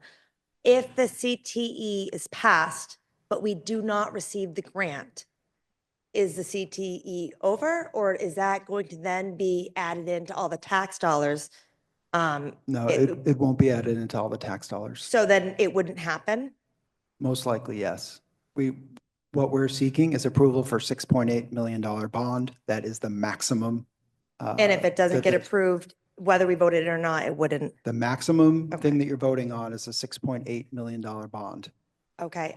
Secondly, on behalf of a very large community group, I want to publicly apologize to Charlie Eicher.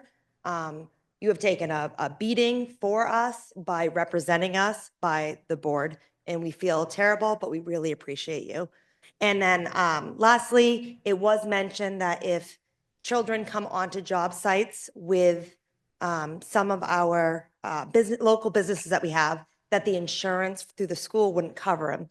I agree that would be true. However, if they were a paid intern, they would be covered under the company's insurance. So I just want to point that out. So it would maybe open up leeway to work with all of our local businesses. So thank you.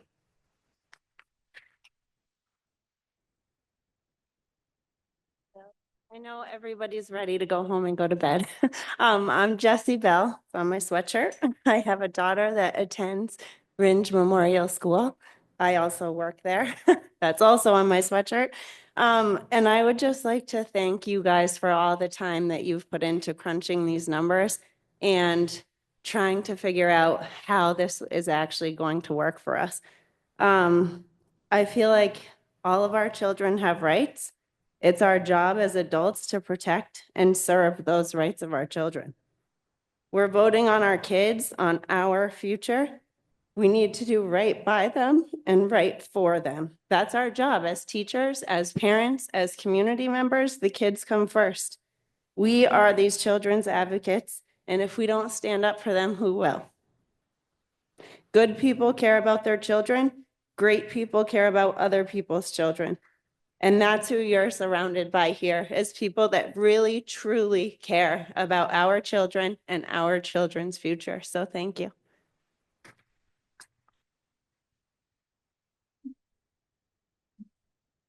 I'll be quick too. Corey Manley Jaffrey. I wanted to just come up here and be transparent and say that I have not been involved as I should be as far as the budget goes. I had kids that attended private Christian schools, and I know everybody's situation experiences are different. I personally pulled them out of that environment, and I have to say that my daughter is now a senior. One of the teachers, Mrs. Roke, turned her on to chemistry, and now she's going to school for chemical engineering. She's going to be playing basketball at the collegiate level. Those are, in my personal experience, as well as my family's, those are opportunities she wouldn't have had she stayed where she was. So I came in here trying to be open-minded. I think that's, as humans, that's what we all should try to do. So I didn't really have, I came here to learn more, and I wish more people would get involved, go to board meetings. I know I've come sometimes alone for certain things that I felt passionate about, but we can't wait for it to get to this point to start. I mean, this is great. This is great that there's been this many people that have come out. But again, I heard some new things tonight, and that's why I came for myself. But again, I just know that my kids personally wouldn't have had the opportunities in their private school that they have here. So thank you all for being a part of that.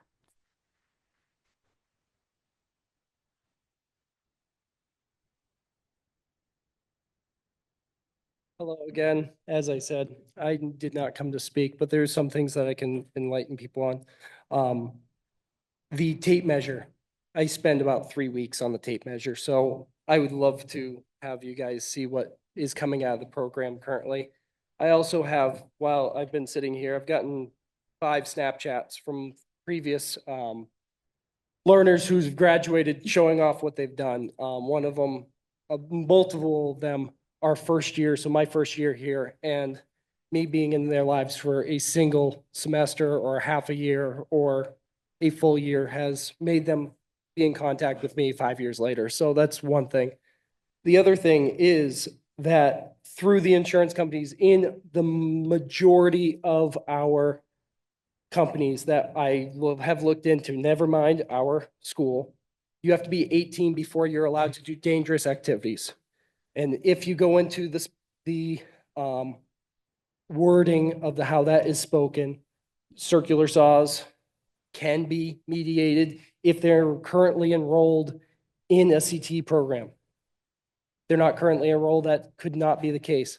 They're not allowed on ladders. They're not allowed to do a multitude of other things, including running anything that's a gas engine, I believe. I could be wrong on that. The last time I looked into it was last year.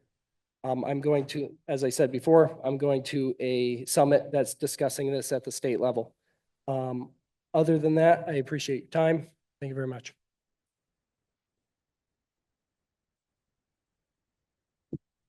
Ellie Marr, Fringe resident, 15 Ware Farm Lane. And as I mentioned before, I also work here. There's so many things that I would like to stand here and say, but obviously I have a time limit and we're all very tired.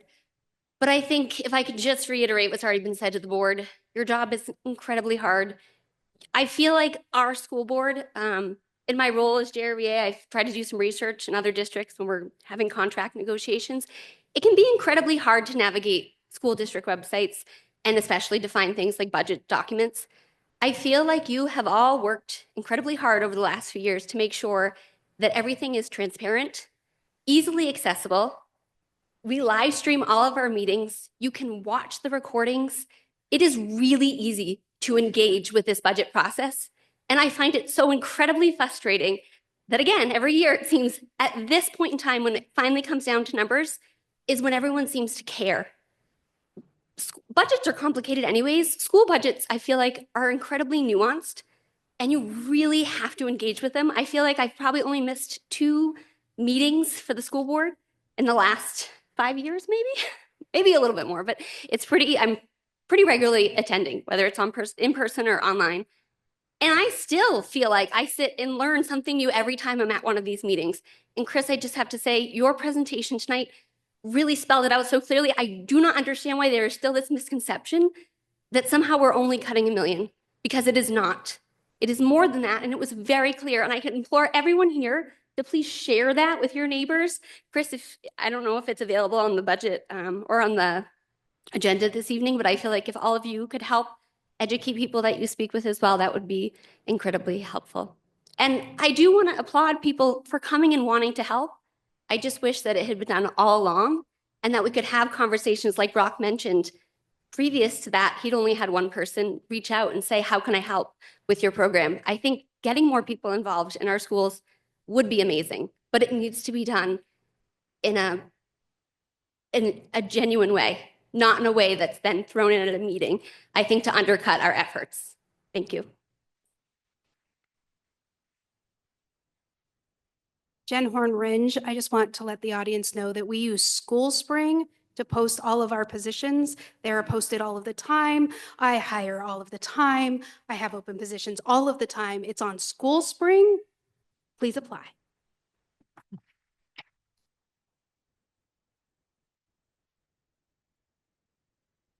Any more public comments? I guess I'll open up to the online audience.